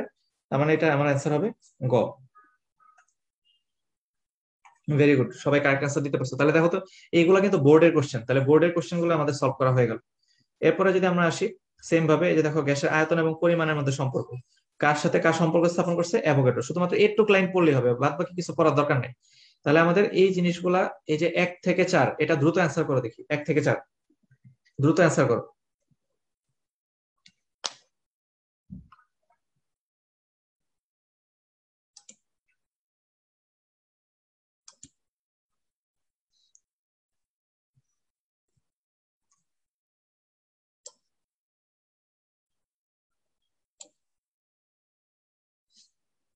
আচ্ছা, ভেরি গুড, অনেকে কারেক্ট অ্যান্সার দিছো, অনেকে ভুল করছো। তো আমি এই জিনিসটা বলি, দেখো যে এখানে বলতেছে যে নিচের কোনটা বয়েলের সূত্রের গ্রাফ নয়। তো বয়েলের সূত্রে, বয়েলের সূত্রের মধ্যে কি থাকে? টি স্থির থাকে। দেখো, এখানে টি নিয়ে আলোচনা করে নাই, এখানে টি নিয়ে আলোচনা করে নাই, এখানে টি নিয়ে আলোচনা করে নাই। তার মানে এ বি সি তিনটাই হচ্ছে বয়েলের সূত্রের গ্রাফ। কিন্তু দেখো, এটাতে টি নিয়ে আলোচনা করা হয়েছে, তাহলে যেটা নিয়ে আলোচনা করবো এটা তার বয়েলের সূত্রের গ্রাফ থাকবে না। তাহলে টি নিয়ে আলোচনা করলে হয় এটা বয়েলের সূত্রের গ্রাফ থাকলো না। এ না, একের অ্যান্সার হবে ডি। Very good. বলছে কোনটা আইসোকোর। আইসোকোর মানে কি? কি স্থির থাকবে আইসোকোরে? ভি স্থির থাকে। এবার তাহলে বলো, ভি স্থির কোনটার মধ্যে? কোনটার মধ্যে ভি স্থির? খেয়াল করে দেখো, এটার মধ্যে ভি স্থির, কারণ এখানে ভি নিয়ে কোনো আলোচনা করা হয়নি। তার মানে আমার অ্যান্সার হচ্ছে সি। 3 নম্বরে বলছে কোনটা অধিবৃত্ত। ওই যে একটা মাত্র বলছি, ভিপি, ভাইস প্রিন্সিপাল বা ভাইস প্রেসিডেন্ট, বললাম না ভিপি। তাহলে এটা কিন্তু ইম্পর্টেন্ট। তাহলে দেখো, এটা অ্যান্সার হচ্ছে কি, 1। তারপর 4 নম্বরটা বলছে চাপ আর আয়তন। আচ্ছা, চাপ আর আয়তন মানে কি? দেখো, পি আর ভি নিয়ে কথাবার্তা বলতেছে, তাহলে স্থির কোনটা? স্থির হচ্ছে টিটা। আর টি স্থির থাকে কার সূত্রে? আমরা জানি টি স্থির থাকে বয়েলের সূত্রে। তার মানে এটা অ্যান্সার হচ্ছে এ। যারা কারেক্ট অ্যান্সার দিছো, ভেরি গুড। এরপরে যদি আমরা আসি, এখান থেকে আমাদের এটা লাগবে, এটা অনেক ইম্পর্টেন্ট এই বক্সটা, এটা থেকে পরীক্ষা আসার জন্য চান্স অনেক বেশি, ভালো করে পড়তে হবে। তো লিটার অ্যাটমসফিয়ার একক, এসআই একক, সিজিএস একক, যাই বলুক না কেন, সবগুলা এককের মধ্যে একটা জিনিস খেয়াল করবে, পার মোল পার কেলভিন। এই যে পার মোল পার কেলভিন কথাটা, এই জিনিসটা একটু খেয়াল করবে। আমি তোমাদেরকে এখানে বলি যে ভুলটা কি করি আমরা আসলে। এই যে পার মোল পার কেলভিন এই অংশটা ঠিক আছে, যদি লিটার অ্যাটমসফিয়ার একক বলে তাহলে সামনে খালি লিটার অ্যাটমসফিয়ার বসাই দিবা, এসআই একক বা বললে জুল বসাই দিবা সামনে। যদি বলে সিজিএস একক তাহলে সামনে কি বসাই দিতে হবে, আর বসাই দিতে হবে। যদি ক্যালোরি বলে তাহলে সামনে ক্যালোরি বসাই দিতে হবে। যদি ফুট পাউন্ড বা ইঞ্জিনিয়ারিং একক বলে তাহলে সামনে ফুট পাউন্ড বসাই দিতে হবে। ফুট পাউন্ড, এটাকে বলে ফুট পাউন্ড, ঠিক আছে, এটা হচ্ছে ফুট পাউন্ড। তাহলে এই একক গুলা বসাই দিতে হবে, আর সংখ্যা মানটা মুখস্থ করতে হবে। প্রবলেমটা হচ্ছে বোল্টজম্যান ধ্রুবকের একক। খেয়াল করে দেখো যে এতক্ষণ আমাদের যতগুলো একক ছিল সবগুলা ছিল পার মোল পার কেলভিন, তাই না? এই যে পার মোল পার কেলভিন ছিল, এটা কার একক?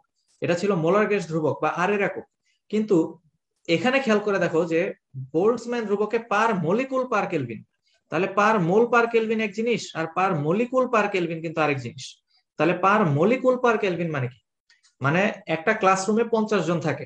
দেখো একটা ক্লাসরুমে কি বললাম, 50 জন স্টুডেন্ট আছে। আমি যদি এভাবে বলি একটা ক্লাসরুমে 50 জন স্টুডেন্ট আছে, তাহলে এই যে ক্লাসরুম যেটা, এটাকে যদি আমরা বলি অ্যাভোগাড্রোর সংখ্যা, তাহলে মানে তোমার 1 মোল, আমি যদি এভাবে বলি একটা ক্লাসরুম মানে হচ্ছে 1 মোল।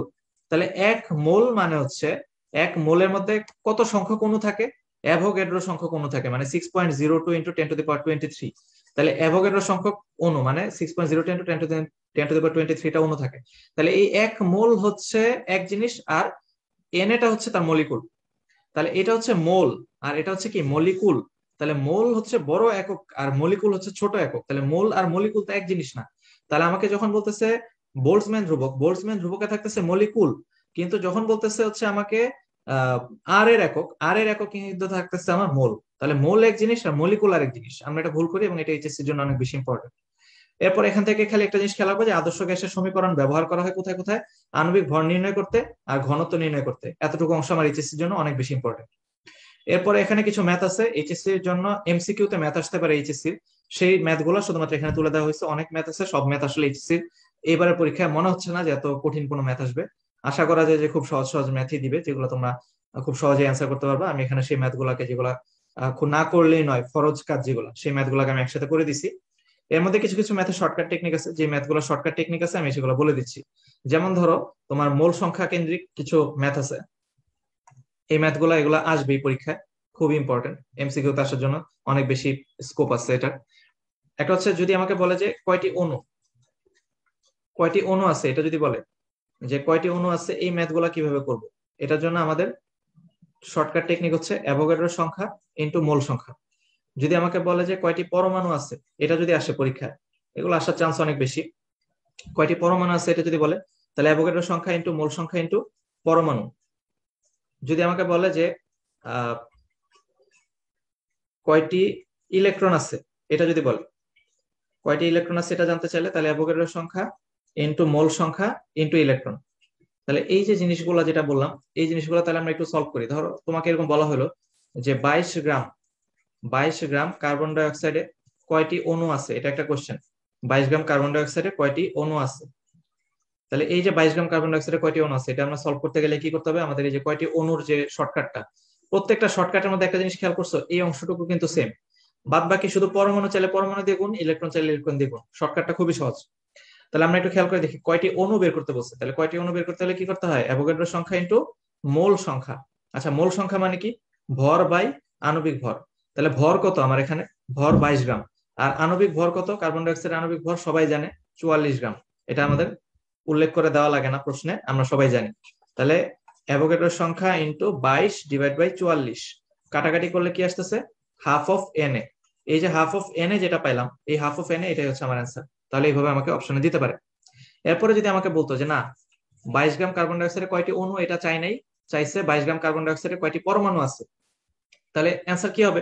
ওই যে দেখো প্রথম অংশটা সেম, কয়টি পরমাণু আছে প্রথম অংশটা সেম, শুধু শেষে কি করতে হবে, পরমাণু দিয়ে গুণ করে দিতে হবে। তাহলে পরমাণু দিয়ে গুণ করো, একটা কার্বন ডাইঅক্সাইড লিখতে হলে একটা কার্বন লাগে, 2টা অক্সিজেন লাগে। তাহলে আমরা কত দিয়ে গুণ দিব, 3 দিয়ে গুণ দিব। তার মানে আমার এই অ্যান্সারটাকে 3 দিয়ে গুণ দিলে আমার অ্যান্সার বের হয়ে গেল।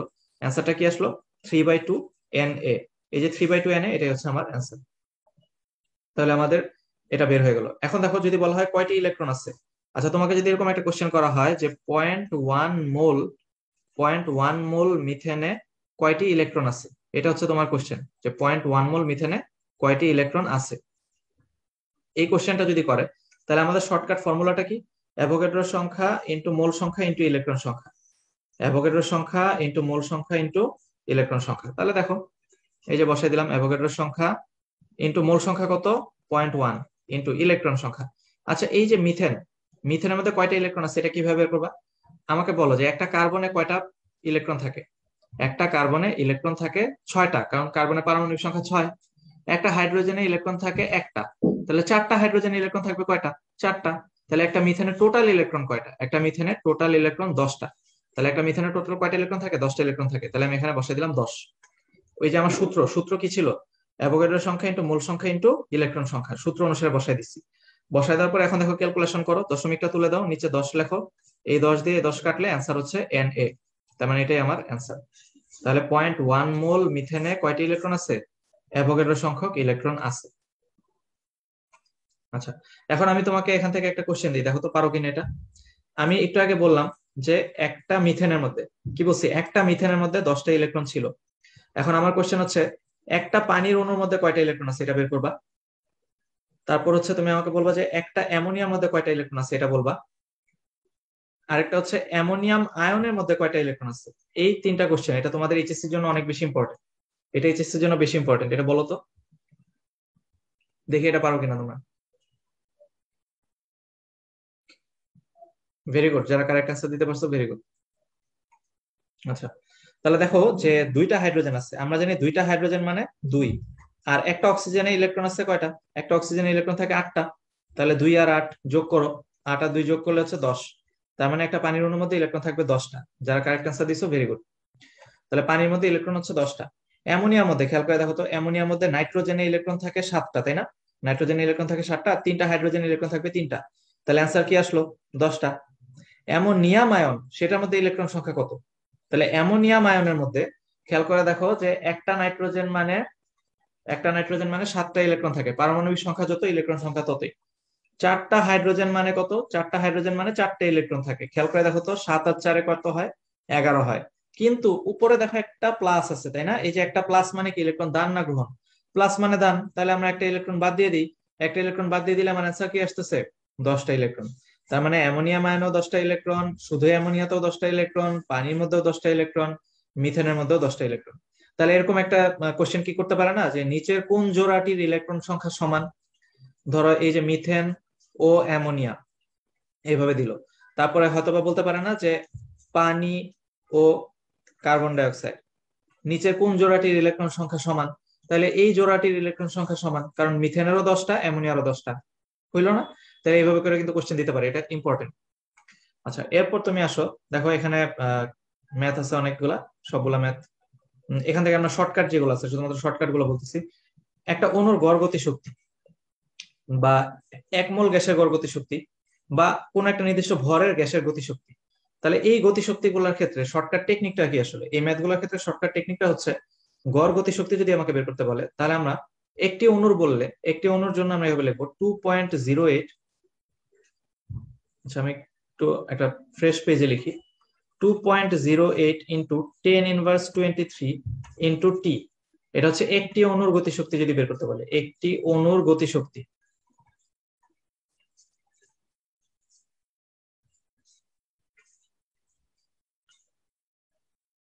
একটি অণুর গতিশক্তি বললে আমরা কি করবো? 2.08 ইন্টু 10⁻23 ইন্টু টি, এটা বসাই দিব। এখন তাহলে দেখো আমাকে যদি কোশ্চেন করে যে 27 ডিগ্রি সেন্টিগ্রেড তাপমাত্রায় একটি কার্বন ডাইঅক্সাইড অণুর গড় গতি শক্তি কত, এই কোশ্চেনটা করলো মনে করো। 27 ডিগ্রি সেন্টিগ্রেড তাপমাত্রায় একটি কার্বন ডাইঅক্সাইড অণুর গড় গতি শক্তি কত, এটা বের করতে বলছে।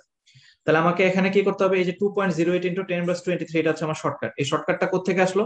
এই শর্টকাটটা আসলো এই জায়গা থেকে, এই যে 3/2 এন, মানে 3/2 RT বাই এন এ আছে না? এই 3/2 RT বাই এন এ, এটাকে আমরা হিসাব করলে আমরা এই জিনিসটা পাই। তাহলে এটাকে হিসাব করে ফেললাম আগে, আমরা হিসাব করে এটাকে শর্টকাট বানাই ফেললাম। তাহলে 2.08 ইন্টু 10⁻23 ইন্টু টি, এটা দিয়ে যদি আমরা করি, তাহলে আমরা এখানে ডাটাগুলো বসায় দাও। মানগুলো বসায় দিলে হাতে মুখে কিভাবে শর্টকাটে করা যায় সেটা দেখাচ্ছি।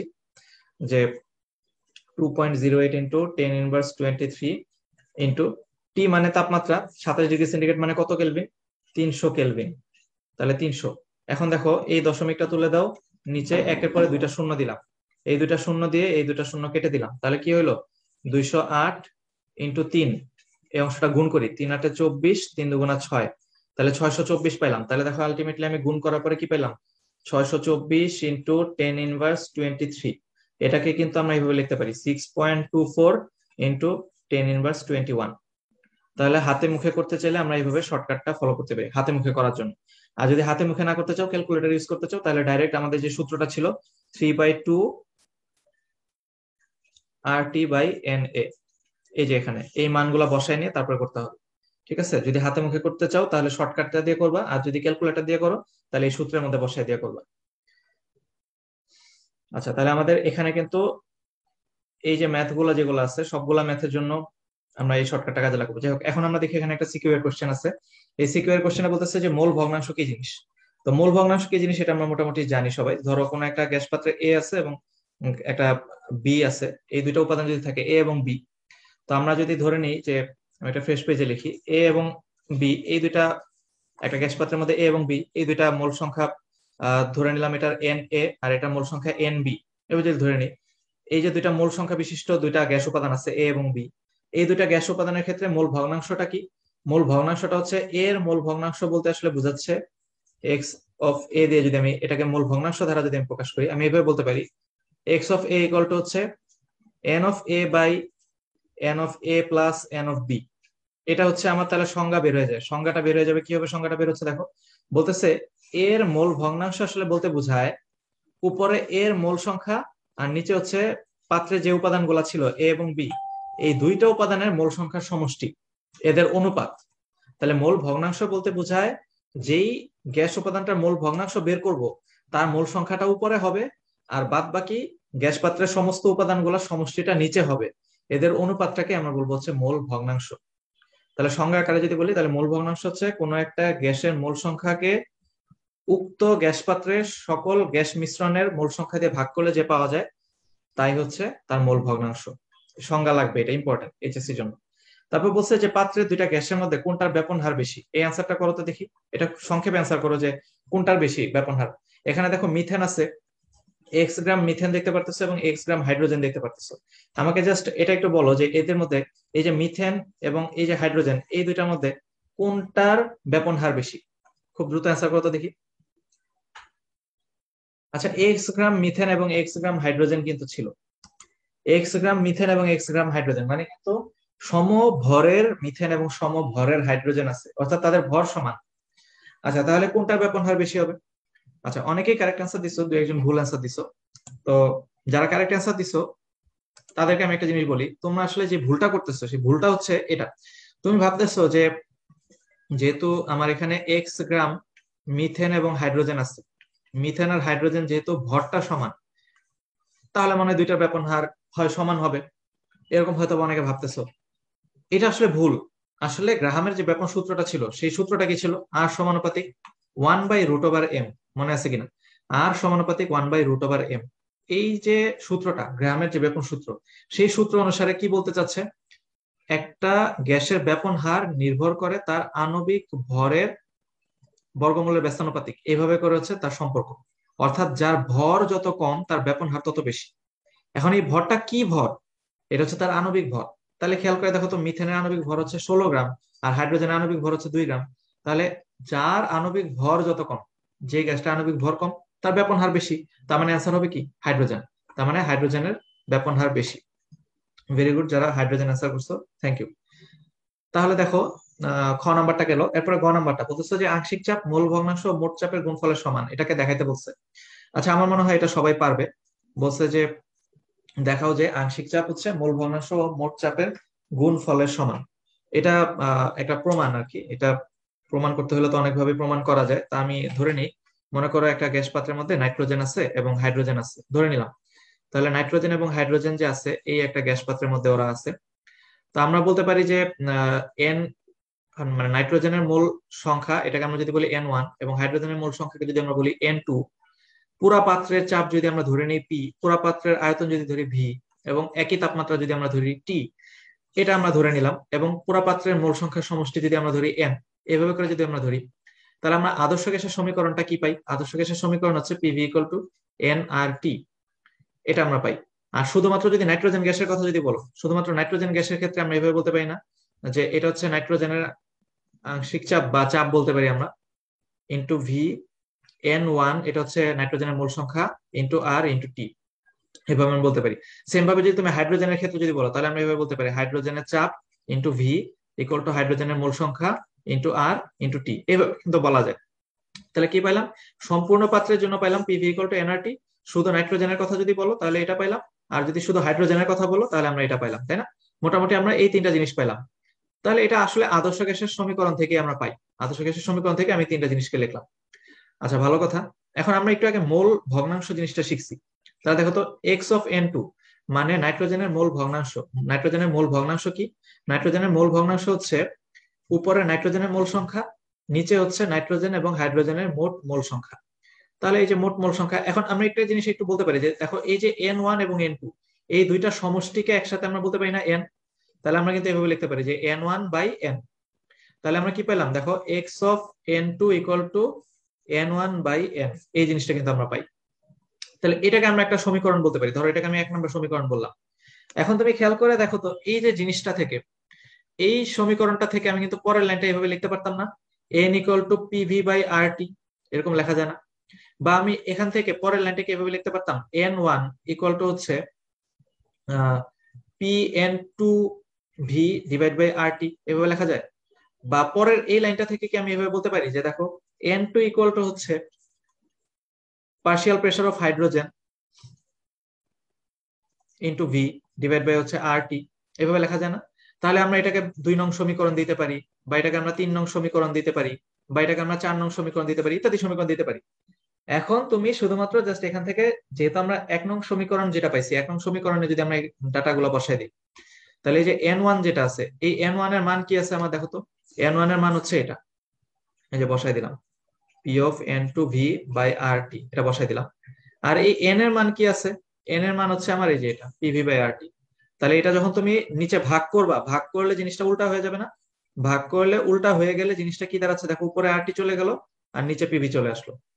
তাহলে এই দুইটা সমীকরণ থেকে আমি পাচ্ছি, দেখো এই দুইটা সমীকরণকে একসাথে করে আমি পাচ্ছি, মানে এখানে মান বসাই দিলে, এখানে মান বসাই দিলে আমি কি পাচ্ছি? এখান থেকে ভি ভি কাটা, এখান থেকে আর টি কাটা, তাহলে থাকলো কি? থাকলো হচ্ছে আমার P of N two divide by হচ্ছে পি। তাহলে এক্স অফ এন টু মানে নাইট্রোজেনের মোল ভগ্নাংশ ইকুয়াল টু কি? নাইট্রোজেনের আংশিক চাপ ডিভাইড বাই হচ্ছে মোট চাপ। বা কথাটাকে আমরা এইভাবে বলতে পারতাম যে P of N two equal to হচ্ছে X N two into P, অর্থাৎ নাইট্রোজেনের আংশিক চাপ ইকুয়াল টু মোল ভগ্নাংশ ইন্টু মোট চাপ। বা আমি এটাকে সংক্ষেপে এভাবে বলি, আচা ইকুয়াল টু মোচা ইন্টু মোপ। খেয়াল করে দেখো, আচা ইকুয়াল টু মোচা ইন্টু মোপ। কি বললাম? আচা ইকুয়াল টু মোচা ইন্টু মোপ মানে আংশিক চাপ ইকুয়াল টু হচ্ছে মোট চাপ ইন্টু মোল ভগ্নাংশ। তাহলে আংশিক চাপ হচ্ছে কি? মোট চাপ এবং মোল ভগ্নাংশের গুণফলের সমান। তাহলে আমাদের এখানে কি এটাই বলছে না যে দেখো, যে আংশিক চাপটা হচ্ছে মোল ভগ্নাংশ আর মোট চাপের গুণফলের সমান? এটা দেখাইতে বললো, তাই আমি দেখাই দিলাম। তুমি যে কোনো একটা এক্সাম্পল দিয়ে এটা দেখাইতে পারো। আচ্ছা, এরপর বলছে যে দেখাও উপরের পাত্রটার মোট চাপ পি হলে হাইড্রোজেনের আংশিক চাপ কত? আচ্ছা, উপরের পাত্রের মোট চাপ যদি পি হয়, তাহলে ধরে নিলাম এই পাত্রটার মোট চাপ হচ্ছে পি। আমাকে এখানে বলতেছে যে হাইড্রোজেনের আংশিক চাপ কত, এটা বের করতে বলছে। এটা তোমরা বের করবা, এটা তোমাদের জন্য টাস্ক। দেখি এটা কারা কারা বের করতে পারো। আমি এটা সবার লাস্টে সলভ করবো। যদি কেউ বের করতে পারো তাহলে আমাকে জানাবা যে হাইড্রোজেনের আংশিক চাপ কত।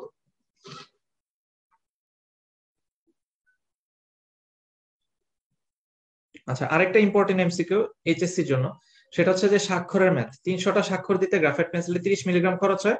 প্রতিটা স্বাক্ষরে কয়টা কার্বন পরমাণু খরচ হয়?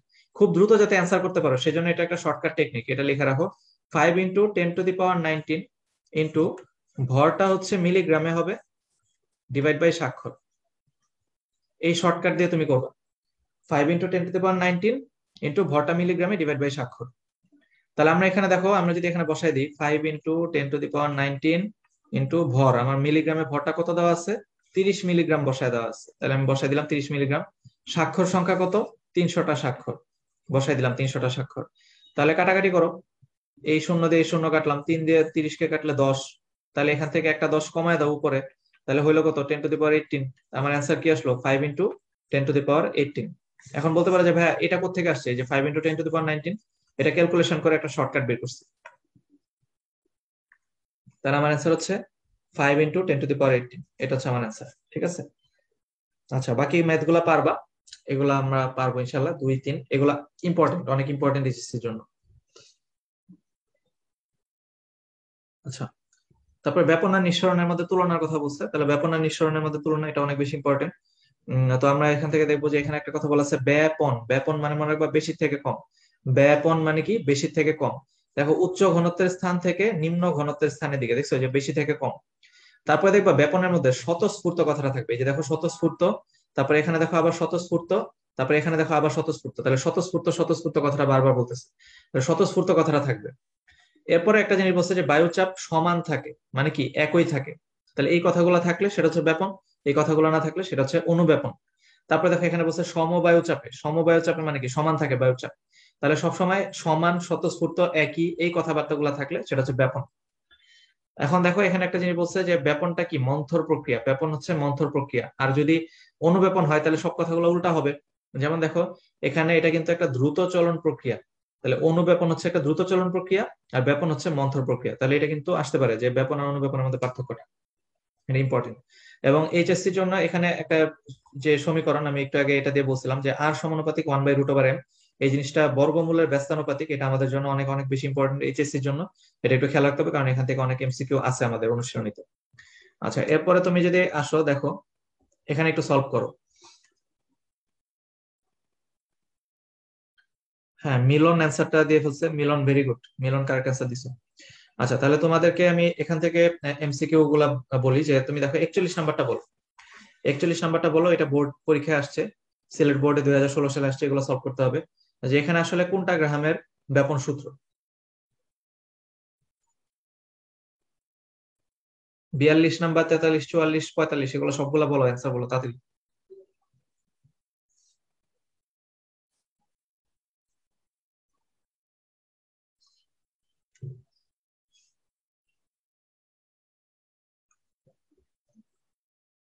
আচ্ছা 41-এর ক্ষেত্রে তাহলে আমরা এটা পাচ্ছি দেখো, হ্যাঁ সিলভিয়া হাত তুলছো, সিলভিয়া কি বলতে চাও বলো।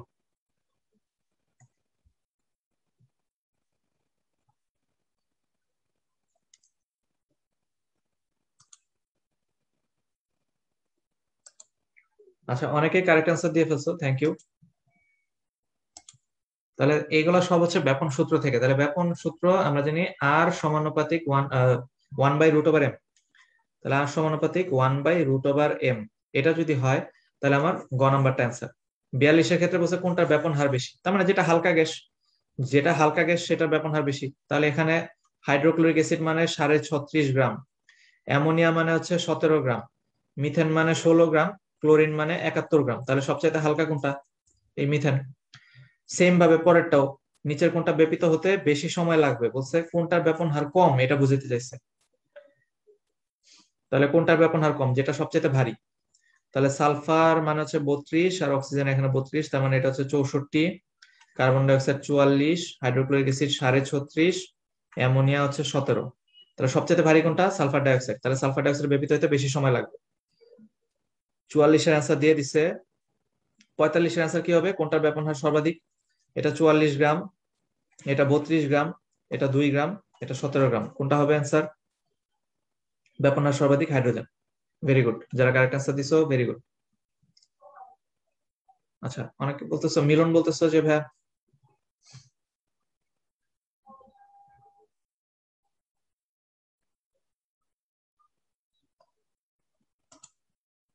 ও সরি আমি আমি একটু অ্যাবসেন্ট মাইন্ডে এটা দাগাই ফেলছি, সরি আমার এখানে ভুল হয়েছে। 41 নাম্বারটা নিয়ে একটু ভুল হয়েছে, আমি খেয়াল করিনি এটা, 41-এর অ্যান্সার এটা হবে না। থ্যাংক ইউ যারা আমার ভুলটা ধরাই দিছো। 41-এ আমি এটা খেয়াল করি নাই, দেখো আর সমানুপাতিক 1/√m যদি হয় তাহলে আমার ক নাম্বারটা অ্যান্সার, মানে এখানে তো R1, তাহলে এটা তো M1 হইতে পারে না, এটা তো ব্যস্তানুপাতিক হইতে হবে, বর্গমূলের ব্যস্তানুপাতিক না, তার মানে তো এটা হয়নি। গ নাম্বারটা অ্যান্সার হবে না, আমি ভুল বলছিলাম, খেয়াল করি নাই, এটা অ্যান্সারটা হবে ক। ঠিক আছে ভেরি গুড যারা এটা খেয়াল করছো। হ্যাঁ, হ্যাঁ ঠিক আছে থ্যাংক ইউ। তোমরা যারা এটা খেয়াল করছো, আমি এটা অ্যাবসেন্ট মাইন্ডে ভুল লাগাইছিলাম। আচ্ছা, থ্যাংক ইউ। এরপরে বলছে যে দেখো, গ্রাহামের গ্যাস ব্যাপন সূত্রের আধুনিক প্রয়োগ, এখানে কিছু আধুনিক প্রয়োগ দেওয়া আছে। তো সেই আধুনিক প্রয়োগটা এটা আমাদের এইচএসসির জন্য 5টা স্টার দিতে হবে, এটা এত বেশি ইম্পর্টেন্ট। এটা খুব খুব খুব ইম্পর্টেন্ট, এটা এইচএসসির জন্য খুব ভালো করে পড়তে হবে। সেটা হচ্ছে দেখো, এখানে বলতেছে যে এটা আণবিক ভর নির্ণয় করা যায়। তারপর বলতেছে যে গ্যাস মিশ্রণের উপাদান সমূহকে, মিশ্রণের উপাদানকে পৃথক করা যায়, যেটাকে আমরা অ্যাটোমোলাইসিস বলি।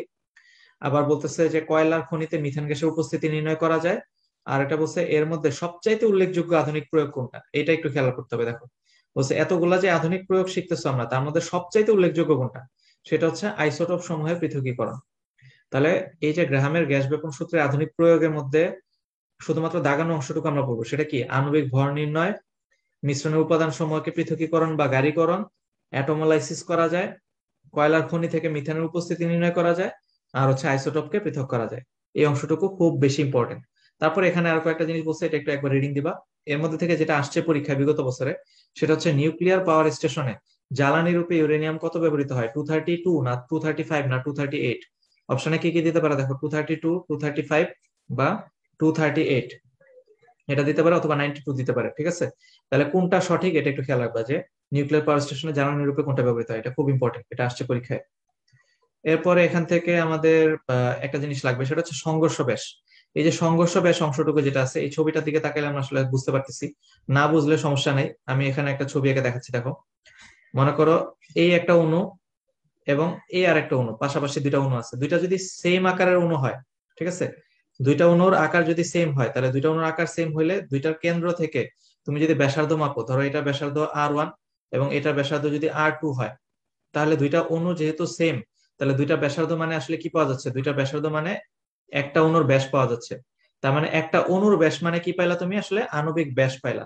এই আণবিক ব্যাসটা হচ্ছে কত বলতেছে, এই আণবিক ব্যাসটা হচ্ছে 2 অ্যাংস্ট্রম। মনে রাখবা এইভাবে, যে দুইটা অণুর ব্যাসার্ধ মিলে একটা ব্যাস পাওয়া যায়, তাই এটা হচ্ছে 2 অ্যাংস্ট্রম, এভাবে মনে রাখবো। দুইটা অণুর ব্যাসার্ধ মিলে একটা ব্যাস, তাই 2 অ্যাংস্ট্রম, এভাবে মনে রাখলাম। এখন যদি এমন হয় যে মনে করো এই দুইটা অণু, অণু তো জড় পদার্থ তাই না, এই জড় পদার্থ গুলোর মধ্যে মনে করো জীবন আছে।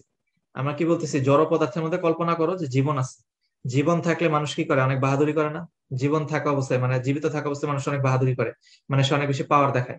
তার মানে দেখো, যখন এই দুইটা অণু জীবিত অবস্থায় আছে, অর্থাৎ এদের মধ্যে জীবন দিয়ে দিলাম, তখন এদের মধ্যে কি আছে, পাওয়ার আছে। এই যে আমি পাওয়ার দিয়ে দিচ্ছি, এই পাওয়ারটা হচ্ছে তার প্রভাব বলয় ক্ষেত্র। এই যে পাওয়ারটা দেখছো, তার প্রভাব বলয় ক্ষেত্রটা দেখা যাচ্ছে। এখন তুমি এই যে পাওয়ার দেখতে পারতেছো, মানে প্রভাব বলয় ক্ষেত্র যে তুমি দেখতে পারতেছো, এখন তুমি খেয়াল করে দেখো যে এখন এদের ওই যে তড়িৎ ক্ষেত্র, চৌম্বক ক্ষেত্র এরকম আছে না, তাহলে আধান হইলে তড়িৎ ক্ষেত্র, চুম্বক হইলে চৌম্বক ক্ষেত্র, এরকম ভাবে প্রতিটা অণুর একটা প্রভাব বলয় ক্ষেত্র আছে। ঠিক তেমনি ভাবে এই প্রভাব বলয়টা হচ্ছে এতটুকু পর্যন্ত এই অণুটার, আর এই অণুটার ক্ষেত্রে প্রভাব বলয়টা হচ্ছে এতটুকু পর্যন্ত। তাহলে দুইটার যে এখন তুমি ব্যাস পাইলা, এই ব্যাসটা হচ্ছে কি, সংঘর্ষ ব্যাস। কেন সংঘর্ষ ব্যাস? কারণ ওরা তাদের প্রভাব বলয়ের মধ্যে আসলেই মারামারি লেগে যায়। মানে দুইজন দুইজনের প্রভাব বলয়ের মধ্যে আসার সাথে সাথে তারা মারামারি লেগে যাবে। কেউ কারো সীমানায় পা রাখতে পারবে না, সীমানায় পা রাখলেই মারামারি শুরু হবে।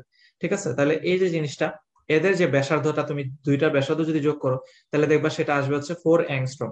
তো বলতেছে এই ব্যাসটাকে আমরা বলবো হচ্ছে সংঘর্ষ ব্যাস। তাহলে আগেরটা যেটা ছিল, সেটা ছিল শুধুমাত্র দুইটা অণুর ব্যাস, ব্যাসার্ধ, যেটাকে আমরা বলতেছি কিনা আণবিক ব্যাস। আর এখন আমরা যেটা পাচ্ছি এটা হচ্ছে সংঘর্ষ ব্যাস। খেয়াল করে দেখো, সংঘর্ষ ব্যাসটার মাঝখানে একটু গ্যাপ আছে, তার মানে এটা একটু বড়। তাই সংঘর্ষ ব্যাসটা হচ্ছে বড়, আর আণবিক ব্যাসটা হচ্ছে ছোট। তার সংঘর্ষ ব্যাস হচ্ছে 4 অ্যাংস্ট্রম, আণবিক ব্যাস হচ্ছে 2 অ্যাংস্ট্রম। এখানে আদর্শ গ্যাস এবং বাস্তব গ্যাস এদের মধ্যে পার্থক্য আছে, এটা অনেক অনেক ইম্পর্টেন্ট। তার মধ্যে শুধু সমীকরণটা খেয়াল রাখবে, যে বাস্তব গ্যাস ভ্যান ডার ওয়ালস সমীকরণ মেনে চলে, আর আদর্শ গ্যাস কি করে, পিভি ইকুয়াল টু এনআরটি সমীকরণ মেনে চলে। কারণ এটা দিয়ে আমাদের এমসিকিউ আছে বইতে, এই জিনিসগুলো আমাদের লাগবে, এটা খুব ইম্পর্টেন্ট। তারপরে এখানে তোমার একটা নতুন একটা টার্ম আছে, সেটা হচ্ছে সংকোচনশীল গুণাঙ্ক। এই সংকোচনশীল গুণাঙ্ক জিনিসটা কি? এই সংকোচনশীল গুণাঙ্ক জিনিসটা হচ্ছে, মনে করো পিভি ইকুয়াল টু যদি এনআরটি হয়, তাহলে এন ইকুয়াল টু যদি আমরা ধরি 1 মোল, অর্থাৎ 1 মোল আদর্শ গ্যাসের জন্য এই সমীকরণটা তখন কি দাঁড়াচ্ছে, 1 মোল আদর্শ গ্যাসের জন্য সমীকরণটা তখন দাঁড়ায় হচ্ছে পিভি ইকুয়াল টু আরটি। আর পিভি ইকুয়াল টু যদি আরটি হয়, তাহলে আমরা এইভাবে লিখতে পারি না, PV by RT equal to হচ্ছে 1, এই কথাটা আমরা বলতে পারি। তাহলে PV by RT equal to যদি আমরা 1 বলি, তাহলে দেখো এই যে পিভি এবং আরটি এর যে অনুপাত, এই অনুপাতটাকে সংক্ষেপে প্রকাশ করা যায় যে প্রতীক দ্বারা, সেটাকে আমরা বলি জেড, আর এটাকে আমরা বলি আসলে সংকোচনশীল গুণাঙ্ক। তাহলে জেড ইকুয়াল টু 1, তাহলে জেড ইকুয়াল টু 1 কখন, আদর্শ গ্যাসের জন্য। তাহলে আদর্শ গ্যাসের জন্য, 1 মোল আদর্শ গ্যাসের জন্য জেড ইকুয়াল টু 1। তাহলে বাস্তব গ্যাসের জন্য কি জেড ইকুয়াল টু 1 হবে? হবে না। তাহলে বাস্তব গ্যাসের জন্য জেড নট ইকুয়াল টু 1। অর্থাৎ এই কথাটার মানে হচ্ছে বাস্তব গ্যাসের ক্ষেত্রে জেড হয় একের থেকে বড়, অথবা বাস্তব গ্যাসের ক্ষেত্রে জেড একের থেকে ছোট হবে। এই কথাটা আমাদের খেয়াল রাখতে হবে, বাস্তব গ্যাসের ক্ষেত্রে জেড এর মান হয় একের থেকে বড়, না বাস্তব গ্যাসের ক্ষেত্রে জেড এর মান একের থেকে ছোট। তাহলে কখন বড় কখন ছোট এটা কিভাবে মনে রাখবো? ওই যে আমাকে বক্ররেখার ছবিটার দিকে তাকায় দেখো, এই যে আমাকে বক্ররেখার ছবিটা, এই ছবিটার দিকে তুমি খেয়াল করে দেখো যে আমরা এটা ভালো করে পড়ছি, আমাদের এইচএসসি পরীক্ষায় আসতে পারে, এটা অনেক ইম্পর্টেন্ট। এখানে আমরা পড়ছি যে দুইটা গ্যাস প্রথমে উপরে চলে যায়, এই যে হাইড্রোজেন এবং হিলিয়াম, তারা প্রথমে উপরে চলে যায়, এরপর কিছু গ্যাস নিচে এসে তারপর আস্তে আস্তে উপরের দিকে যায়, মনে আছে? তাহলে খেয়াল করে দেখো, বাকি যতগুলা গ্যাস আছে তারা প্রথমে নিচে আসে তারপর উপরের দিকে যায়, এইভাবে নিচে আসে তারপর আস্তে আস্তে উপরের দিকে যায়। কি কি গ্যাস ছিল? Nitrogen, oxygen, carbon die oxide ইত্যাদি যত গ্যাস আছে। এখন তুমি একটু খেয়াল করে দেখো, যে ডট ডট রেখাগুলোর কথা বাদ দাও, ডট ডট রেখাগুলোর কথা বাদ দাও, এইটা হচ্ছে ওয়ান, মানে আমরা যদি এটাকে ওয়ান বলি, অর্থাৎ জেড ইকুয়াল টু ওয়ান হয় কখন? এই যে মাঝখান দিয়ে যে রেখাটা গেল না, মাঝখানের রেখাটা, এই সরল রেখাটা, আনুভূমিক সরল রেখাটা, এইটা হচ্ছে জেড ইকুয়াল টু ওয়ান, অর্থাৎ আদর্শ গ্যাসের ক্ষেত্রে জেড ইকুয়াল টু ওয়ান। কিন্তু বাদ বাকি যতগুলো গ্যাস আছে দেখো তো, এই যে হাই হ্যালো, হাই হ্যালো মানে কি? হাইড্রোজেন এবং হিলিয়াম ওরা সবচাইতে হালকা, হাইড্রোজেন হচ্ছে 2 গ্রাম, হিলিয়াম হচ্ছে 4 গ্রাম, ওরা সবচাইতে হালকা। এই হালকা গ্যাসগুলা একের থেকে উপরের দিকে চলে যাচ্ছে। তাহলে যারা উইরা উইরা চলে যায়, মানে উপরের দিকে চলে যায়, তারা হচ্ছে একের থেকে বেশি। আর যারা নিচের দিকে পইরা গেছিল, মনে আছে ওই যে প্রথমে নিচের দিকে নামছিল, তাহলে যারা নিচের দিকে নামে তারা হচ্ছে একের থেকে ছোট হয়, একের থেকে নিচের দিকে পইরা যায়। তাহলে উইরা গেলে একের থেকে বেশি, পইরা গেলে একের থেকে ছোট, ঠিক আছে? মানে একের থেকে কম। তাহলে জেড এর মান কখন একের থেকে বড় আর জেড এর মান কখন একের থেকে ছোট, এটা আমরা এমনি মনে রাখতে পারবো, শুধুমাত্র হাই হ্যালো এই কথাটা মনে রাখবা। হাই হ্যালো ওরা হচ্ছে প্রকৃতির মধ্যে সবচাইতে হালকা গ্যাস। তাহলে হাই হ্যালো সবচাইতে হালকা, ওরা হচ্ছে Z is greater than equal to one. বাদ বাকি যত গ্যাস আছে সবাই হচ্ছে Z is less than one. তাহলে এখানে কিন্তু দেখবা, এই যে এখানে দেখো হাই হ্যালো, এই হাই হ্যালো গ্যাস আর বাদ বাকি সবগুলা অন্য কাতারে ফেলানো হয়েছে, ঠিক আছে? এখানে খেয়াল করে দেখো, এখানে হাই হ্যালো হাইড্রোজেন হিলিয়ামকে এক কাতারে ফেলানো হয়েছে, বাদ বাকি সবগুলা গ্যাসকে আরেক কাতারে ফেলানো হয়েছে, ঠিক আছে? এখন আমরা যদি এখান থেকে আমরা এমসিকিউ সলভ করতে যাও, দেখো এমসিকিউ সলভ করতে গেলে আহ এই যে দেখো এখানেও কিন্তু same, hi hello hydrogen helium এক কাতারে আর বাদ বাকি গুলা আরেক কাতারে, ঠিক আছে? তাহলে আমরা একটু এমসিকিউ সলভ করো, দেখো এখান থেকে যদি আমরা একটা এমসিকিউ সলভ করি, 66, 67, 68, 66, 67, 68 দ্রুত অ্যান্সার করো তো, খুব ইম্পর্টেন্ট। আচ্ছা, তাহলে আদর্শ গ্যাসের জন্য জেড এর মান হচ্ছে ওয়ান, এটা আমরা পারলাম। তারপর বলছে কোনটা একের থেকে বড়, মানে কোনটা হালকা সবচেয়ে, কোনটা উইরা চলে যায়, উইরা চলে যায় মানে হাইড্রোজেনটা সবচেয়ে হালকা, তাহলে এটা অ্যান্সার হচ্ছে এটা। 68 মধ্যে বলছে কোনটা সংকোচনশীল গুণাঙ্ক একের থেকে ছোট, মানে নিচের দিকে পইরা যায়, কোনটা ভারী গ্যাস সেটা জানতে চাইছে। তাহলে এখানে সবচাইতে ভারী গ্যাস হচ্ছে তোমার আহ মিথেন হচ্ছে 16 গ্রাম, আর মিথেন 16 গ্রাম, আর নিয়ন হচ্ছে তোমার এখানে কত আসে, হাইড্রোজেন হিলিয়াম নিয়ন, নিয়নের ক্ষেত্রে এটা খুব সম্ভবত 20। তাহলে যেটা সবচেয়ে ভারী, তাহলে যেটা সবচেয়ে ভারী সেটা হচ্ছে নিচের দিকে পড়ে যাওয়ার কথা, সেই হিসাবে অ্যান্সার হওয়ার কথা ঘ, এটার অ্যান্সার ঘ হওয়ার কথা, ঠিক আছে? যেটা সবচেয়ে ভারী সেটা হচ্ছে নিচের দিকে পড়ে যায়। কিন্তু এখানে একটা প্রবলেম আছে, এখানে একটু চিন্তা করবা, আমাদের বইতে নিয়ন নিয়ে খুব সম্ভবত কোনো আলোচনা করে নাই। তুমি দেখো আমাদের বইতে যতগুলো পেজ আছে, কোনো পেজের মধ্যে নিয়ন নিয়ে কিন্তু আলোচনা করে নাই, খেয়াল করে দেখো, এখানেও নিয়ন নিয়ে কোনো আলোচনা নেই, এখানেও নিয়ন নিয়ে কোনো আলোচনা নেই, এখানেও দেখো এটার মধ্যেও কিন্তু নিয়ন নিয়ে কোনো আলোচনা নাই, এটার মধ্যেও নিয়ন নিয়ে কোনো আলোচনা নাই। আসলে আমার অ্যান্সার কিন্তু নিয়ন হওয়ার কথা ছিল, কিন্তু নিয়ন না হয়ে অ্যান্সারটা আমি যতটুকু বুঝতে পারতেছি, এটার অ্যান্সারটা আসলে নিয়ন হবে না, যদিও তার ভর বেশি, ভারী গ্যাস, এটা নিচের দিকে পড়ে যাওয়ার কথা ছিল, কিন্তু অ্যান্সার এটা দেওয়া নেই। খুব সম্ভবত এটার অ্যান্সার গ হবে। কেন হবে? কারণ বইতে যে মিথেন দেওয়া আছে সেই জন্য, বইতে তো নিয়ন নিয়ে আলোচনা করে নাই, এই জন্য খুব সম্ভবত এটা অ্যান্সার দেয় নাই। আমার যতটুকু ধারণা এটার অ্যান্সার গ দেওয়া আছে। আচ্ছা, তাহলে মোটামুটি এগুলো আমরা পারবো।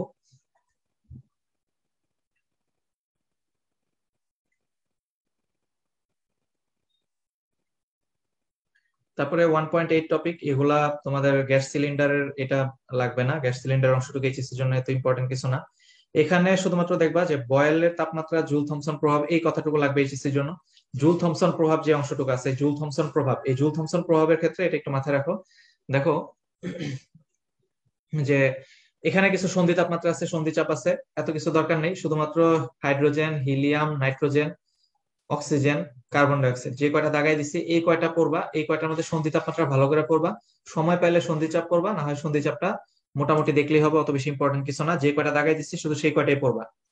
আচ্ছা, সন্ধি তাপমাত্রা কি জিনিস? একটা নির্দিষ্ট তাপমাত্রায়, মানে একটা নির্দিষ্ট চাপে একটা নির্দিষ্ট গ্যাসকে একটা নির্দিষ্ট তাপমাত্রায় তরলে পরিণত করা যায়।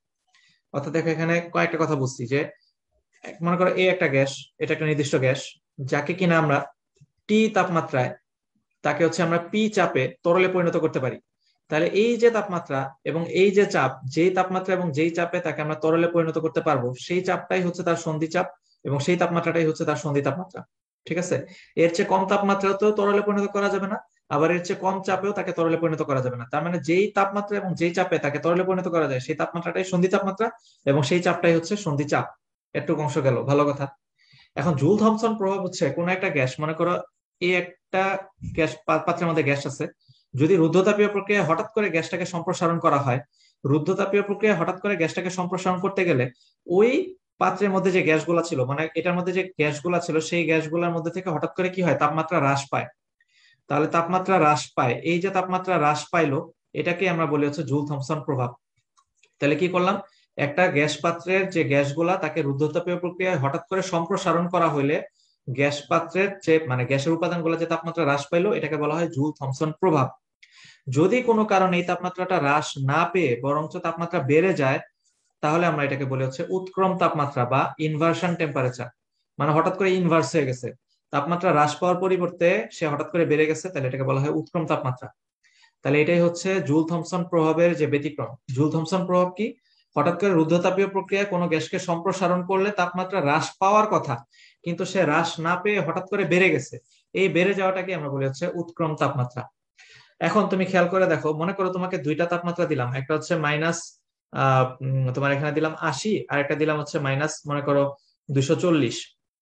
কোন তাপমাত্রাটা ছোট আর কোন তাপমাত্রাটা বড় তুমি আমাকে বলো তো। -80টা এটা বড় নাকি -240টা বড়?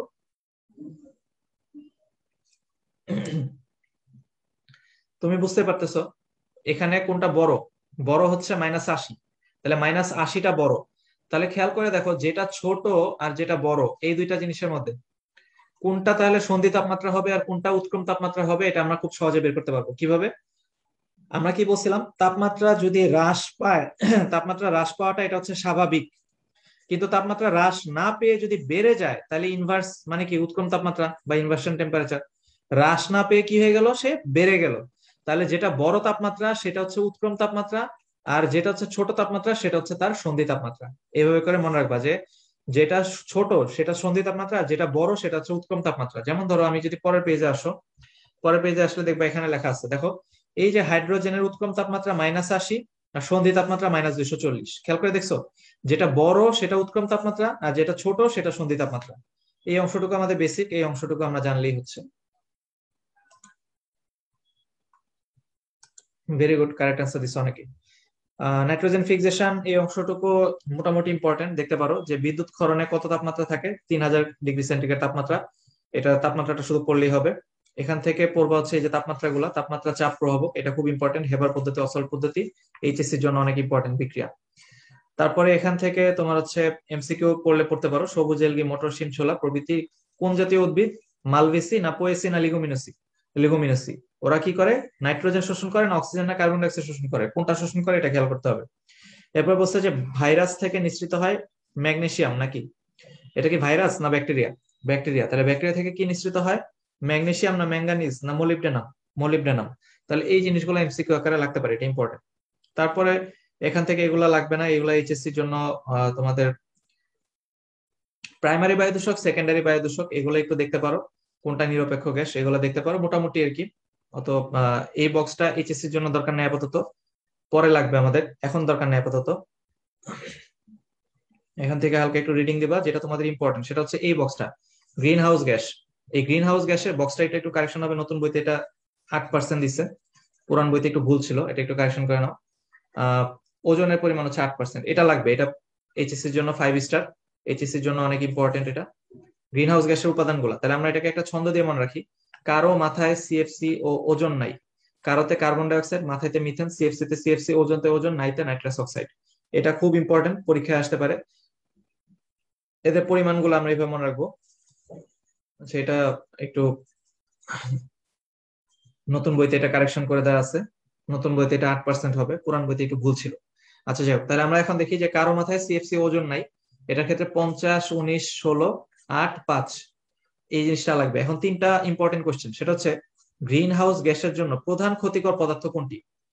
গ্রিন হাউস গ্যাসের জন্য প্রধান ক্ষতিকর পদার্থ কোনটি, সিএফসি নাকি কার্বন ডাই অক্সাইড, কোনটা? গ্রিন হাউস গ্যাসের জন্য প্রধান ক্ষতিকর পদার্থ হচ্ছে কার্বন ডাই অক্সাইড। এখন দ্বিতীয় কোশ্চেন, গ্লোবাল ওয়ার্মিং এর জন্য প্রধান ক্ষতিকর পদার্থ কোনটি? গ্লোবাল ওয়ার্মিং এর জন্য প্রধান ক্ষতিকর পদার্থ কোনটি, কার্বন ডাই অক্সাইড না সিএফসি? এটারও অ্যান্সার হচ্ছে কার্বন ডাই অক্সাইড। তৃতীয় কোশ্চেন, ওজোন স্তর ধ্বংসে প্রধান ক্ষতিকর পদার্থ কোনটি? ওজোন স্তর ধ্বংসে প্রধান ক্ষতিকর পদার্থ কার্বন ডাই অক্সাইড না সিএফসি? এটা হচ্ছে সিএফসি। তাহলে আমার এই তিনটা জিনিস এইচএসসি এর জন্য অনেক অনেক অনেক ইম্পর্টেন্ট, এটা ভালো করে পড়তে হবে। এরপরে আমাদের যেটা লাগবে সেটা হচ্ছে সিএফসি এর এই সংকেত গুলা লাগবে, এটা এইচএসসি এর জন্য অনেক ইম্পর্টেন্ট। সিএফসি সংকেত গুলা, সিএফসি 11 বলতে কি বোঝায়, সিএফসি 12 বলতে কি বোঝায়, সিএফসি 113 বলতে কি বোঝায়, এটা আমাদের এইচএসসি পরীক্ষায় আসতে পারে। আমরা হচ্ছে এমসিকিউ গুলা যাতে দ্রুত সলভ করতে পারি সেজন্য আমরা এইভাবে শিখবো। এটা একটা শর্টকাট টেকনিক, সেটা হচ্ছে সিএফসি মনে করো 11 আছে, সিএফসি 12 আছে, সিএফসি 113 আছে। সিএফসি 11, 12, 113 এই জিনিসটা আমরা কিভাবে বের করবো দেখো, আমরা এভাবে বের করবো। প্রত্যেকটা সংখ্যার সাথে আমরা 90 যোগ করবো। তাহলে 11-র সাথে তুমি যদি 90 যোগ করো, 11-র সাথে 90 যোগ করলে কত পাবা? 101। 12-র সাথে তুমি 90 যোগ করো, 12-র সাথে 90 যোগ করলে কত পাবা? 102।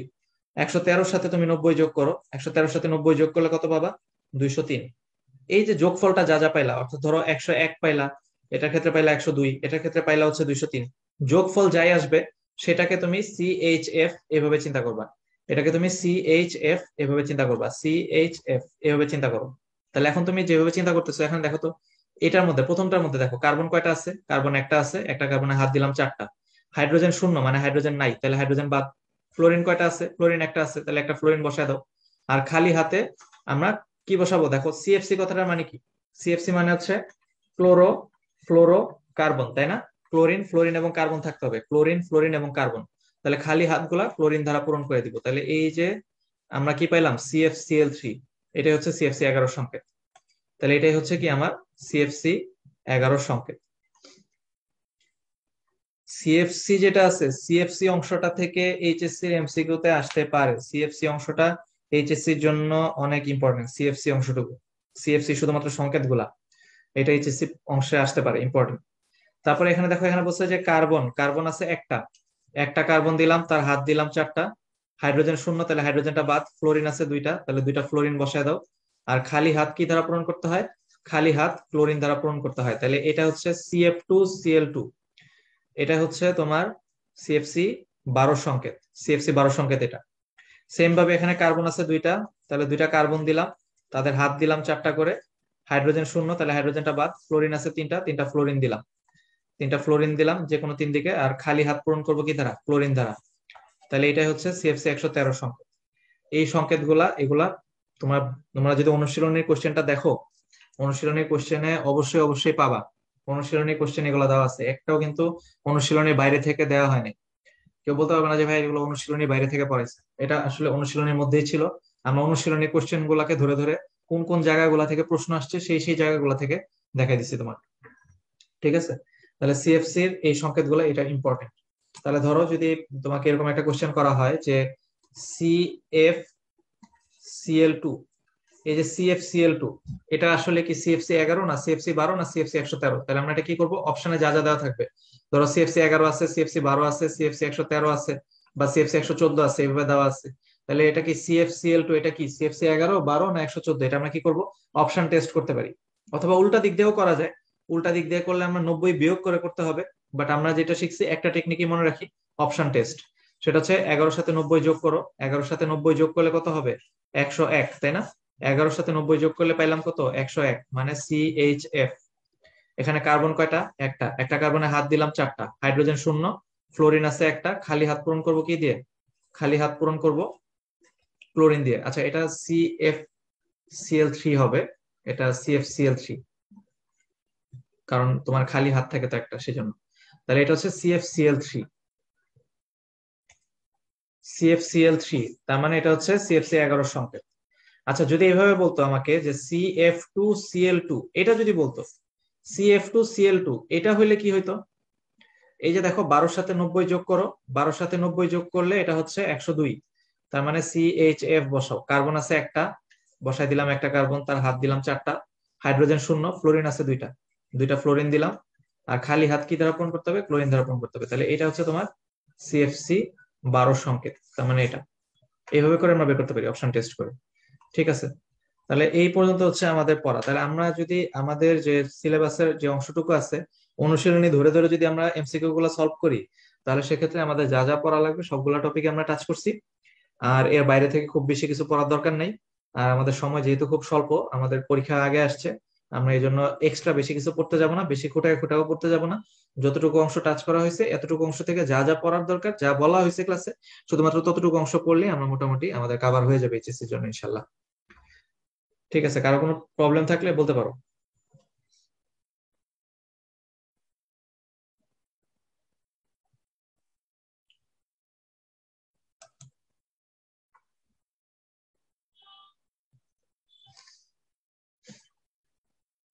আচ্ছা, সিকিউ এর জন্য বয়েল, চার্লস, অ্যাভোগাড্রো, গেলুসাক এই অংশটুকু পড়তে হবে, গ্রাহামের ব্যাপন সূত্র, এই এতটুকু অংশ শুধু পড়তে হবে। সিকিউ এর জন্য বলছো যে ভাইয়া সিকিউ এর জন্য কি কি পড়বো? সিকিউ এর জন্য বললাম বয়েল, চার্লস, অ্যাভোগাড্রো, গেলুসাক, ব্যাপন, অনুব্যাপন আর অ্যামাগা বক্ররেখা, এতটুকু অংশ পড়লেই হবে। অন্য বইয়ে তো ভাইয়া ওজনের মান 12 আছে, মানে ওজনের মান 12 আছে মানে বুঝি নাই। আচ্ছা, একজন বলছে যে ভাই মলিকুলটা বুঝাই দেন। মলিকুল মানে কি? মলিকুল মানে হচ্ছে এক মোলের মধ্যে কতগুলা মলিকুল থাকে। এক মোলের মধ্যে যদি তোমাকে বলে যে এক মোলের মধ্যে কতগুলা মলিকুল থাকে, এক মোলের মধ্যে 6.02 × 10⁻23টা মলিকুল থাকে। 6.02 × 10⁻23টা মলিকুল থাকে এক মোলের মধ্যে। এক মোলের মধ্যে 6.02 × 10⁻23টা মলিকুল থাকে, মানে একটা ক্লাসের মধ্যে 50 জন স্টুডেন্ট আছে মনে করো। তাহলে এটা হচ্ছে মোল, আর মলিকুলটা হচ্ছে স্টুডেন্ট সংখ্যা, এরকম। মানে সঞ্জিত স্যারের বইয়ে কি আছে, ওজনের মান 12 আছে মানে। ও আচ্ছা, তুমি বলতেছো যে গ্রিন হাউস গ্যাসের উপাদানগুলোর কথা বলতেছো। গ্রিন হাউস গ্যাসের উপাদানগুলা, আচ্ছা এখন এইচএসসি পরীক্ষার যতগুলো প্রশ্ন আসছে বিগত বছরে, এইচএসসি পরীক্ষার ম্যাক্সিমাম এমসিকিউ গুলো আমি দেখছি যে সঞ্জিত হাজারী স্যারের বইকে কেন্দ্র করে আসছে। তুমি যদি কোশ্চেন গুলা খোলো, বোর্ডের কোশ্চেন গুলা নিয়ে যখন বসবা তখন দেখবে হাজারী স্যারের বই থেকে বেশি আসছে। এই জন্য আমরা হাজারী স্যারের বইয়ের মানটাকে প্রায়োরিটি দেওয়ার চেষ্টা করবো। আমার মনে হয় না আর কারো কোনো প্রবলেম আছে। গেলুসাকের টপিক কি শর্ট সিলেবাসে আছে? আচ্ছা, তুমি একটা জিনিস খেয়াল করে দেখো যে যখন তুমি গ্যাসের সমন্বয় সূত্র করতে যাও, পি ভি মানে P1V1/T1 = P2V2/T2, এটা যখন তুমি পড়তে যাবা তখন দেখবা এই জিনিসগুলোর সাথে তোমার কিন্তু সমন্বয় করতে গেলে তখন গেলুসাকের টপিকটাও চলে আসে বা হ্যামল্টনের সূত্রটাও চলে আসে, এবং এটা থেকে পরীক্ষায় গ্রাফ আসতে পারে এমসিকিউ হিসেবে। আচ্ছা, হাইড্রোজেনের মোল ভগ্নাংশটা বের করে দিতে বলছো, ঠিক আছে, থ্যাংক ইউ এটা মনে করে দেওয়ার জন্য। হাইড্রোজেনের মোল ভগ্নাংশটা আমি বের করে দিচ্ছি। ওই যে একটা বক্সের মধ্যে ছিল, মনে আছে কিনা, যে এরকম X গ্রাম মিথেন ছিল আর X গ্রাম হাইড্রোজেন ছিল, বলছিলাম যে X গ্রাম মিথেন আর X গ্রাম হাইড্রোজেন যদি থাকে, মানে সমভরের মিথেন আছে সমভরের হাইড্রোজেন আছে, তাহলে সমভরের মিথেন আর সমভরের হাইড্রোজেনকে তুমি কিভাবে এ করবে দেখো। মানে প্রথমে হচ্ছে মিথেনের মোল সংখ্যা যদি বের করতে যাও, তাহলে ভর বাই আণবিক ভর, তাহলে ভর বাই আণবিক ভর এটা হচ্ছে কি তার মোল সংখ্যা, তার মানে মিথেনের মোল সংখ্যা হচ্ছে X/16 মোল। আর হাইড্রোজেনের মোল সংখ্যা যদি বের করতে যাও তাহলে এটা আসবে কত, X/2 মোল। কেন? কারণ হচ্ছে ভরকে আণবিক ভর দিয়ে ভাগ দিলে যেটা পাওয়া যায় এটাই হচ্ছে তার মোল। তাহলে আমরা মোল পাইলাম। এখন আমরা মোল ভগ্নাংশ কেমনে বের করতে হয়, আমাকে বলছে হাইড্রোজেনের যদি আমি আংশিক চাপ বের করতে যাই, হাইড্রোজেনের আংশিক চাপ বের করতে হলে কি লাগবে, হাইড্রোজেনের মোল ভগ্নাংশ লাগবে, অর্থাৎ X/2 প্লাস X/16। এই হচ্ছে দেখো কি আসতেছে, X/2 ডিভাইড বাই এটা লসাগু করো, তাহলে 8x + x, বাম পাশে জায়গা নাই তাই ডান পাশে লিখতেছি, জিনিসটা আসতেছে X/2 ডিভাইড বাই 9x/16। এরপরে কি পাচ্ছ, X/2 ইন্টু উল্টা করে দিলাম 16/9x, কাটাকাটি করলে উপরে আসতেছে 8, x দিয়ে x কাটা, তাহলে থাকলো কত, 8/9। এই যে 8/9 পাইলা, এটা হচ্ছে কি হাইড্রোজেনের মোল ভগ্নাংশ হচ্ছে 8/9। আমরা জানি শর্টকাট টেকনিকটা কি শিখছি, আচা ইকুয়াল টু মোচা ইন্টু মোপ। আচ্ছা ইকুয়াল টু কি, মোচা ইন্টু মোব, মানে আংশিক চাপ ইকুয়াল টু মোট চাপ ইন্টু মোল ভগ্নাংশ। তাহলে মোট চাপ আমাদের পাত্রের, পুরা পাত্রের মোট চাপ যদি পি হয়, প্রশ্নে দেওয়া ছিল পুরা পাত্রের মোট চাপ যদি পি হয়, তাহলে আমরা ধরে নিলাম মোট চাপ ইন্টু মোল ভগ্নাংশ। তাহলে মোল ভগ্নাংশ কত? 8/9। এটা কার জন্য? হাইড্রোজেনের জন্য। তাহলে হাইড্রোজেনের আংশিক চাপ হচ্ছে মোট চাপের 9/8 অংশ।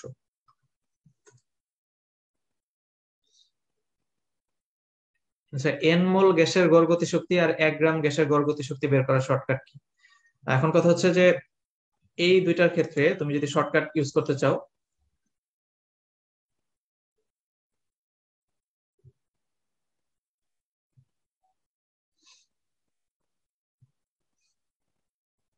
আচ্ছা আমরা এভাবে দেখি। মনে করো আমি একটা জিনিস বলছিলাম যে একটি অণুর গড় গতি শক্তি বের করতে হলে,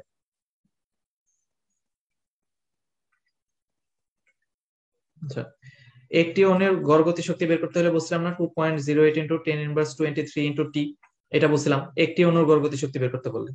কিন্তু যদি এন মোল গ্যাসের গড় গতি শক্তি বের করতে বলে, তাহলে সেটার ক্ষেত্রে শর্টকাট হচ্ছে 12.5 NT, 12.5 NT। যদি আমাকে বলে এক্স গ্রাম গ্যাসের গড় গতি শক্তি কত, তাহলে সেম 12.5 ইন্টু ভর, এই যে আমরা জানি কি মোল সংখ্যাকে ভাগ করলে কি পাওয়া যায়, ভর বাই আণবিক ভর ইন্টু টি। তাহলে এই যে 12.5, এটা হচ্ছে আমার শর্টকাট। এখন বলতে পারো যে ভাই 12.5টা কোথেকে আসছে? এই যে 3/2 nRT, এই সূত্রটা আছে না, 3/2 nRT এর মধ্যে 3/2 এর মান জানি, আর এর মানও জানি। এটাকে ক্যালকুলেশন করলে সেটা আসে হচ্ছে 12.47 সামথিং। এই 12.47 সামথিং কে মনে রাখার জন্য আমি 12.5 মনে রাখছি। এই 12.47 কে আমরা 12.5 মনে রাখছি হিসাবে সুবিধার্থে। তাহলে 12.5 NT। যেমন ধরো আমাকে যদি বলে, বললো যে একটা ম্যাথ দিল, মনে করো আমাকে বললো যে 16 গ্রাম 27 ডিগ্রি সেন্টিগ্রেড তাপমাত্রায় 16 গ্রাম মিথেনের, তোমার হচ্ছে যে 16 গ্রাম মিথেনের গড় গতি শক্তি বের করতে বলছে। তাহলে আমরা হিসাব করে দেখি, 16 গ্রাম মিথেন বলছে, তার মানে আমার 12.5 ইন্টু 16 গ্রাম মিথেন। আচ্ছা 16 গ্রাম মিথেন মানে যে এ এন ইন্টু টি, তাপমাত্রা কত? 27 ডিগ্রি সেন্টিগ্রেড, মানে 300 কেলভিন।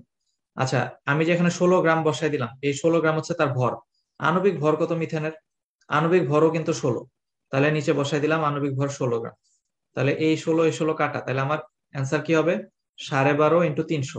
12.5 ইন্টু 300 মানে তুমি বুঝতে পারতেছো যে দশমিকটা তুলে দিলে নিচে 10, এই একটা শূন্য দিয়ে একটা শূন্য কাটলাম, মানে 125 ইন্টু 30। 125 ইন্টু 30, 125-এ 375, আর যেহেতু 30 বলতেছি মানে একটা শূন্য লাস্টে বসাই দিলে হবে, তাহলে 3750। এটা হচ্ছে আমার অ্যান্সার, 3750।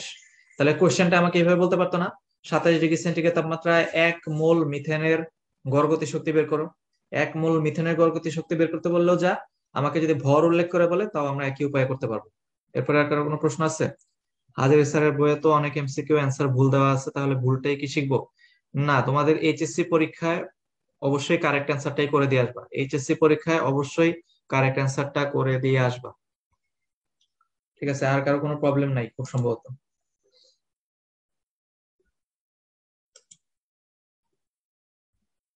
ওকে, আজকে আমরা এখানে তাহলে শেষ করি। যতটুকু অংশ দেখাইছি এটা ভালো করে পড়ো। আল্লাহ হাফেজ। আসসালামু আলাইকুম।